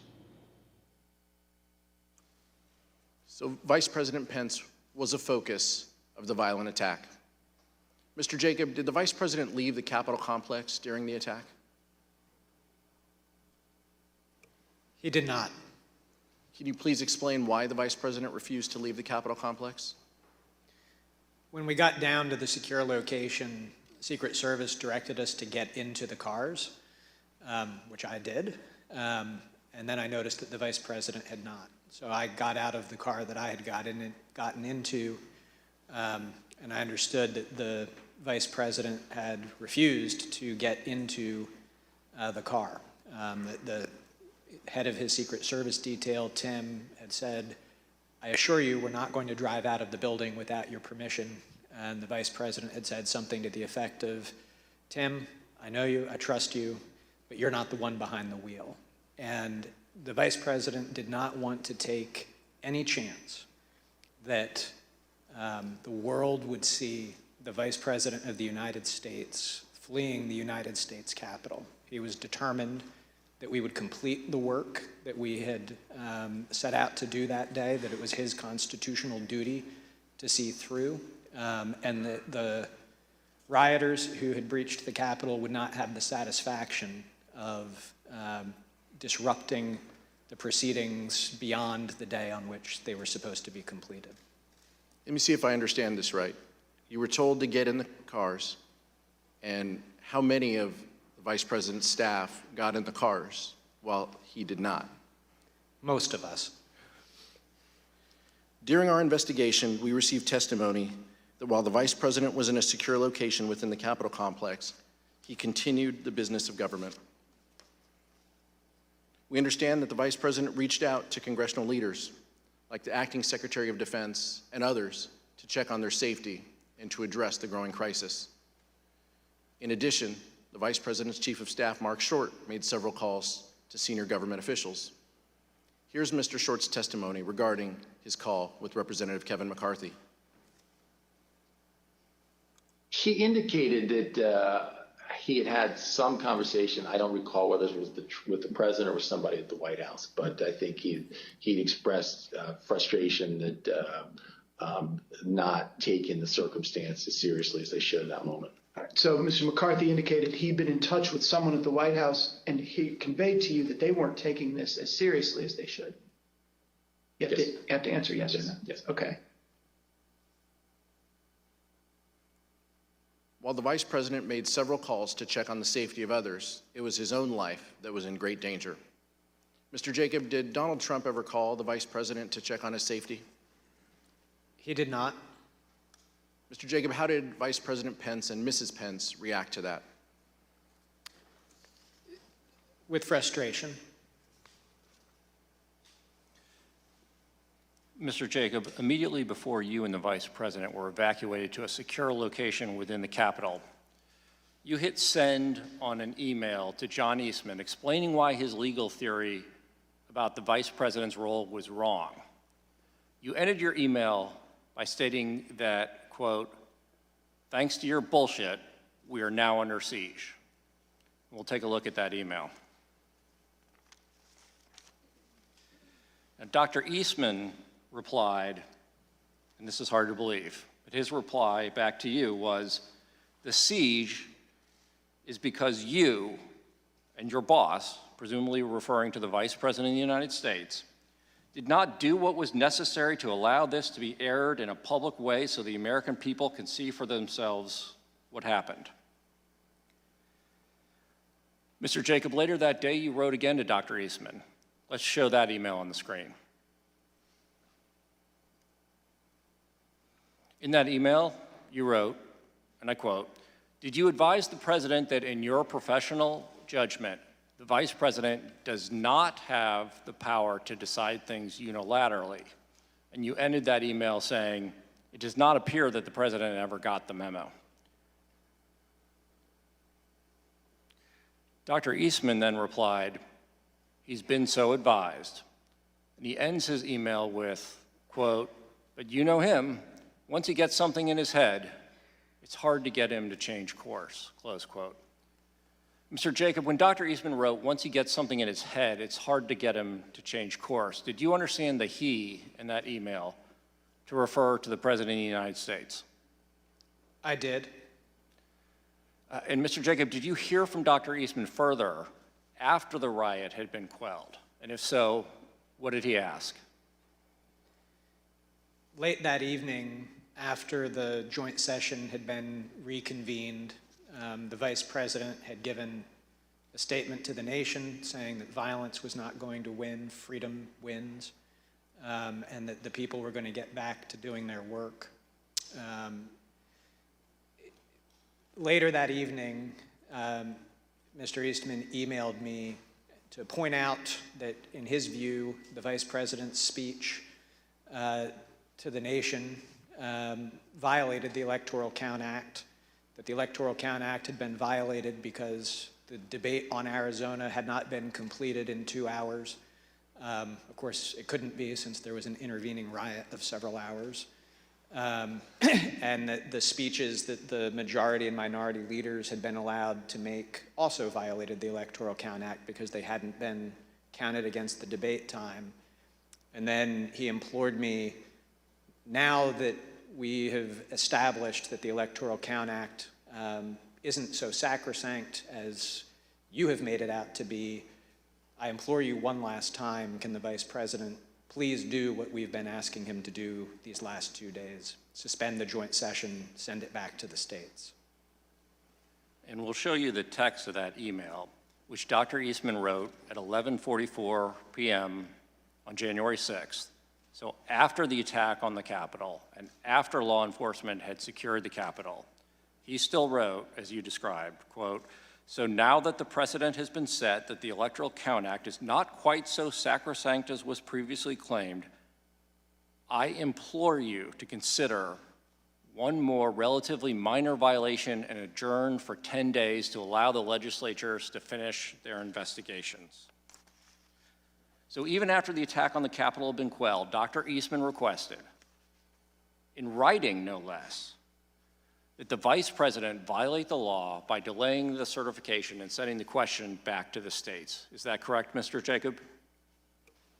It is. Did you eventually share Dr. Eastman's proposal with Vice President Pence?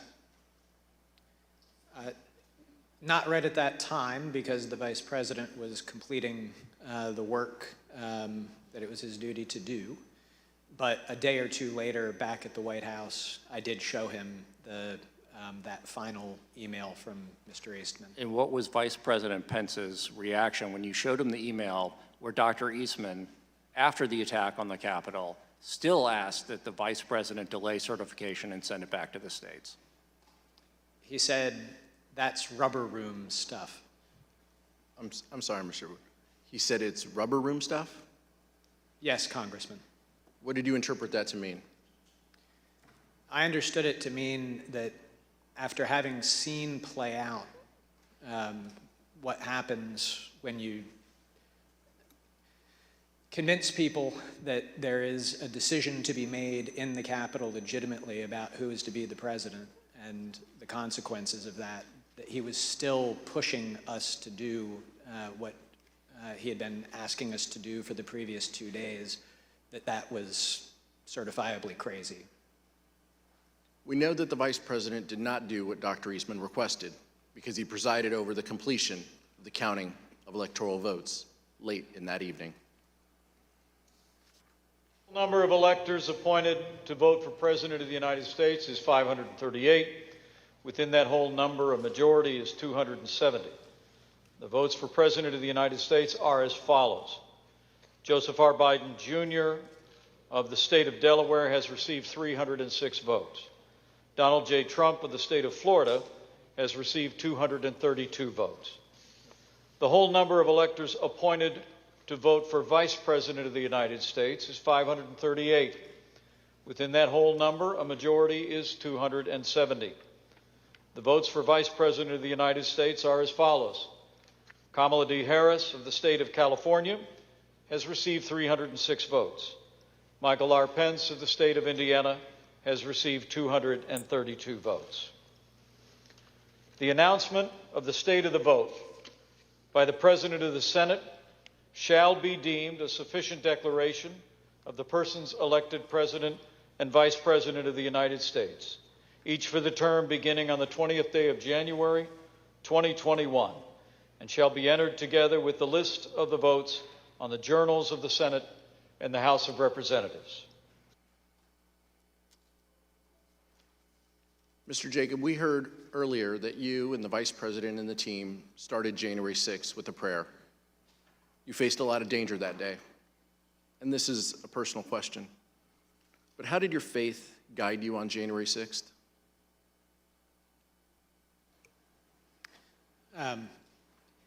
My faith really sustained me through it. I, down in the secure location, pulled out my Bible, read through it, and just took great comfort. Daniel 6 was where I went, and in Daniel 6, Daniel has become the second in command of Babylon, a pagan nation, but he completely faithfully serves. He refuses an order from the king that he cannot follow, and he does his duty consistent with his oath to God.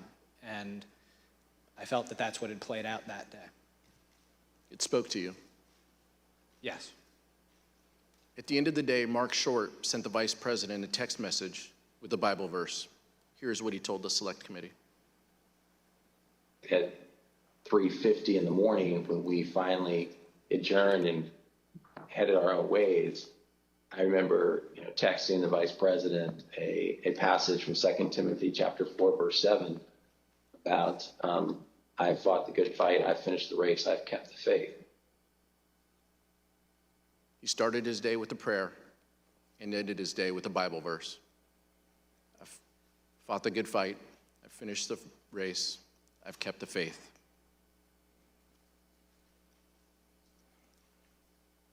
White House Attorney Eric Hirschman testified that the next day, January 7th, he received a call from Dr. Eastman. Here is Mr. Hirschman's account of that call. The day after, Eastman, I don't remember why he called me, or he texted me or called me, wanted to talk with me, and he said he couldn't reach others. And he started to ask me about something dealing with Georgia and preserving something potentially for appeal. And I said to him, "Are you out of your effing mind?" Right? I said, I only want to hear two words coming out of your mouth from now on. Orderly transition. And I screamed, I said, I don't want to hear any other effing words coming out of your mouth, no matter what, other than orderly transition. Repeat those words to me. And I screamed that. Eventually he said, orderly transition. I said, good, John. Now I'm going to give you the best free legal advice you're ever getting in your life. Get a great effing criminal defense lawyer. You're going to need it. And then I hung up on him. In fact, just a few days later, Dr. Eastman emailed Rudy Giuliani and requested that he be included on a list of potential recipients of a presidential pardon. Dr. Eastman's email stated, quote, I've decided that I should be on the pardon list, if that is still in the works. Dr. Eastman did not receive his presidential pardon. So let's see what Dr. Eastman did as a result when he was deposed by this committee. I assert my Fifth Amendment right against being compelled to be a witness against myself. Did the Trump legal team ask you to prepare a memorandum regarding the Vice President's role in the counting of electoral votes at the joint session of Congress on January 6, 2021? Yeah. Dr. Eastman, did you advise the President of the United States that the Vice President could reject electors from 7 states and declare that the President had been reelected? Yeah. Dr. Eastman, the first sentence of the memo starts off by saying 7 states have transmitted dual slates of electors to the President of the Senate. Is that statement in this memo true? Fifth. Did President Trump authorize you to discuss publicly your January 4th, 2021 conversation with him? Fifth.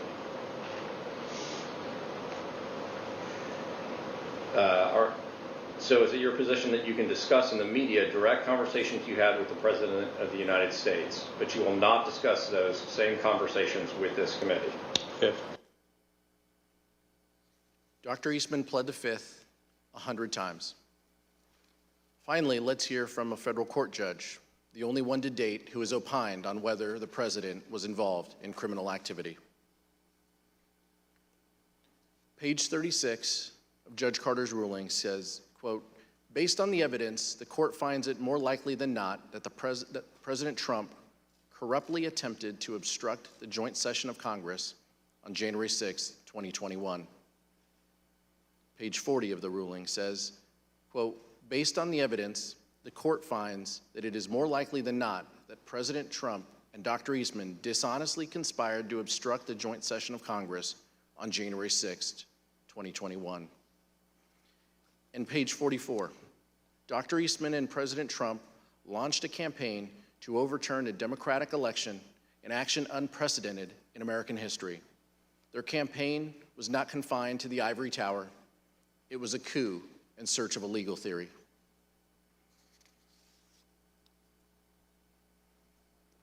Mr. Jacob, what would have happened to our democracy if Vice President Pence had gone along with this plan and certified Donald Trump as the winner of the 2020 election?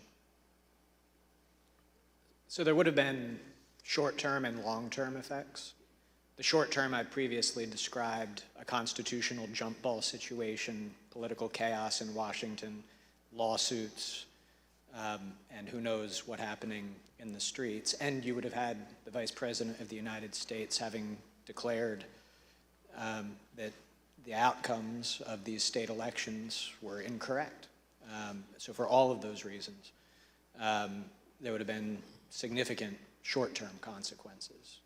But in the long term, we would have established a situation where a vice president would have asserted that one person could have the authority to determine the outcome of an election, which is antithetical to everything in our democracy.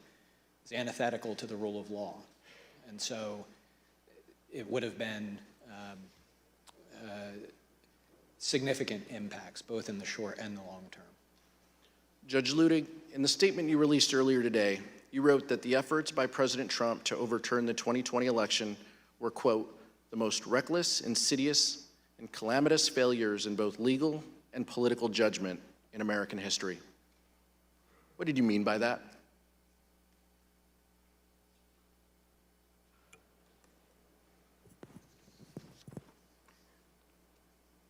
Exactly what I said, Congressman.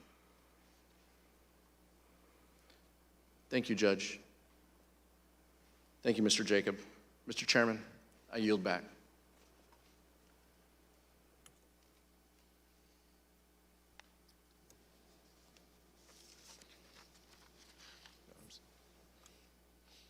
Gentlemen. I'm sorry, Mr. Chairman. I want that back. Mr. Chairman, this was an informative hearing, a powerful hearing. I'm grateful for your leadership and the leadership of the distinguished Vice Chair. Donald Trump knew he lost the 2020 election, but he could not bring himself to participate in the peaceful transfer of power. So he latched on to a scheme that, once again, he knew was illegal. And when the Vice President refused to go along with it, he unleashed a violent mob against him. When we began, I asked how we got to this place.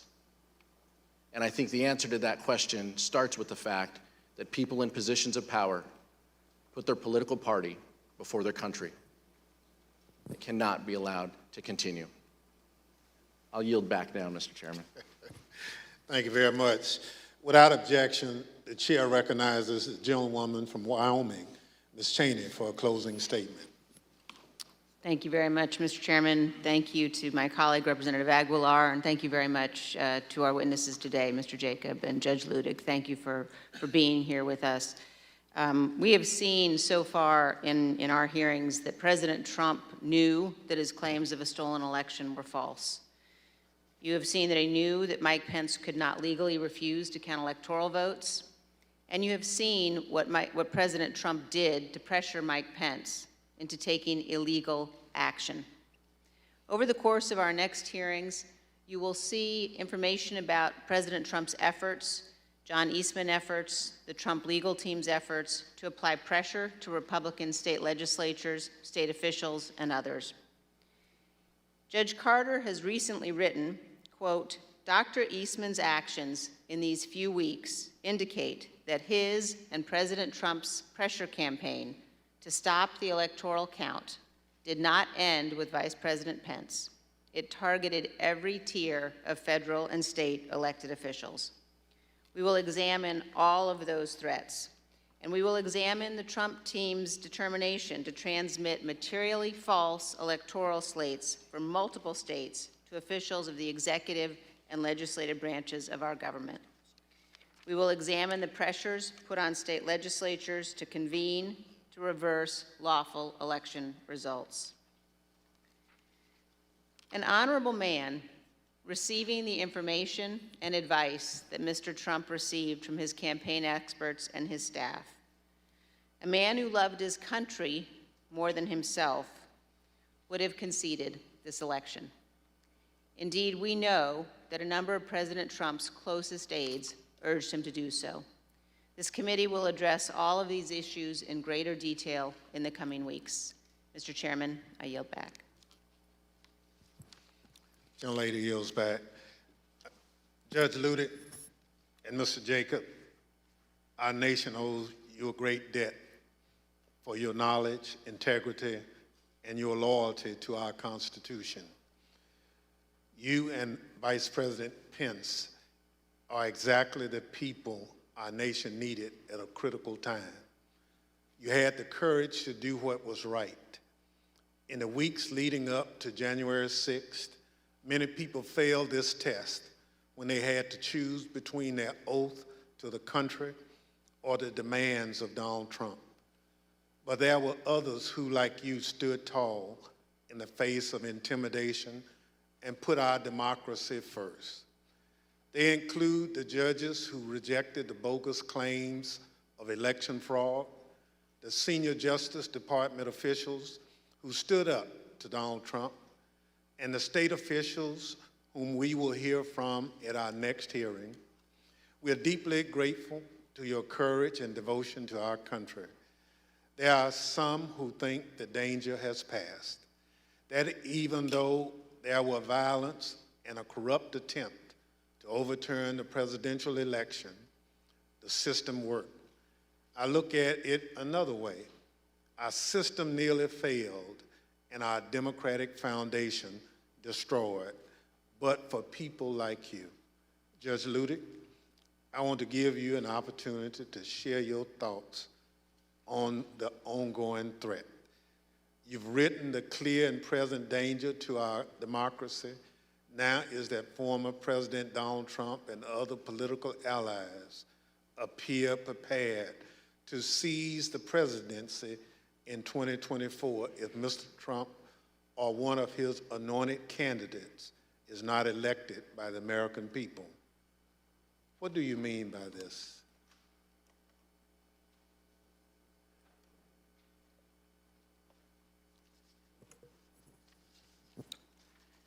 Mr. Chairman, I'm honored beyond words by your words. I was honored on January 6, 2021, then also honored beyond words to have been able to come to the aid of Vice President Mike Pence.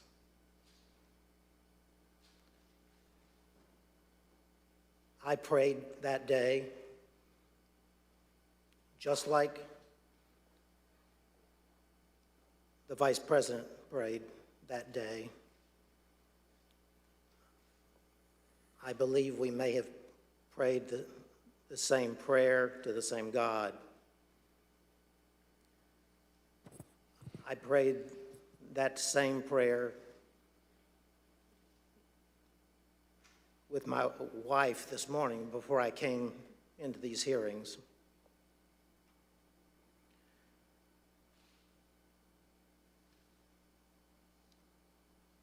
I have written, as you said,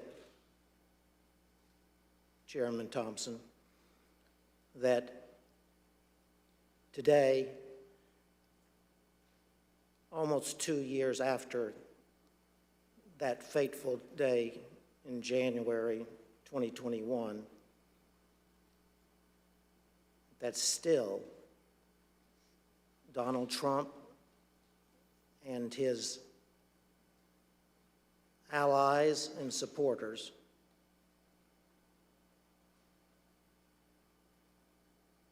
are a clear and present danger to American democracy. That's not because of what happened on January 6th. It's because to this very day, the former president, his allies and supporters pledge that in the presidential election of 2024, if the former president or his anointed successor as the Republican Party presidential candidate were to lose that election, that they would attempt to overturn that 2024 election in the same way that they attempted to overturn the 2020 election,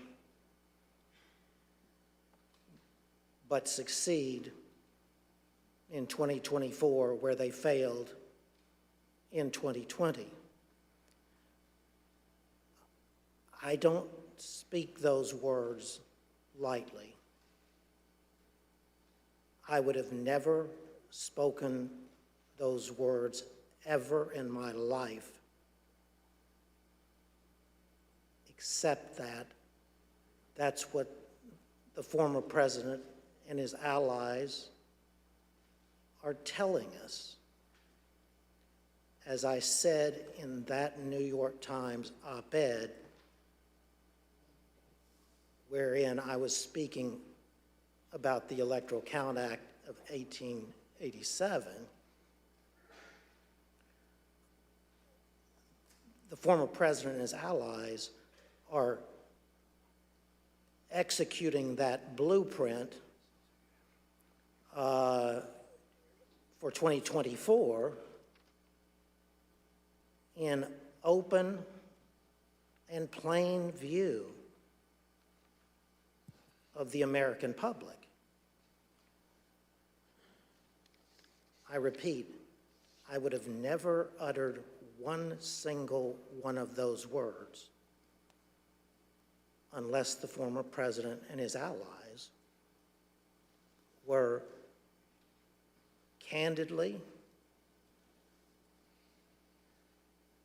and proudly speaking those exact words to America. Chairman, thank you for the opportunity to appear here today for these proceedings. Thank you again, Judge Ludick. As a part of the Select Committee's charge to make recommendations that are informed by other investigative findings, we will be reviewing the views shared by Judge Ludick and other experts on potential improvements to the Electoral Count Act, among a range of other initiatives. I know the information we presented over the last week is shocking.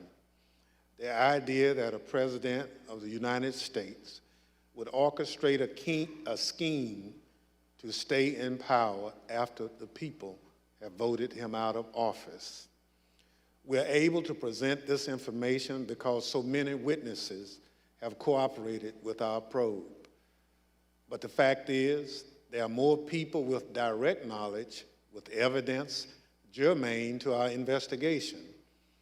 I ask those who might be on the fence about cooperating to reach out to us. The committee's website address is being displayed behind me, january6.house.gov. There you can view the evidence we presented in our hearings and find a tip line to submit any information you might think would be helpful for our investigation. And despite how you might not think it's important, send us what you think. And I thank those who sent us evidence for their bravery and patriotism.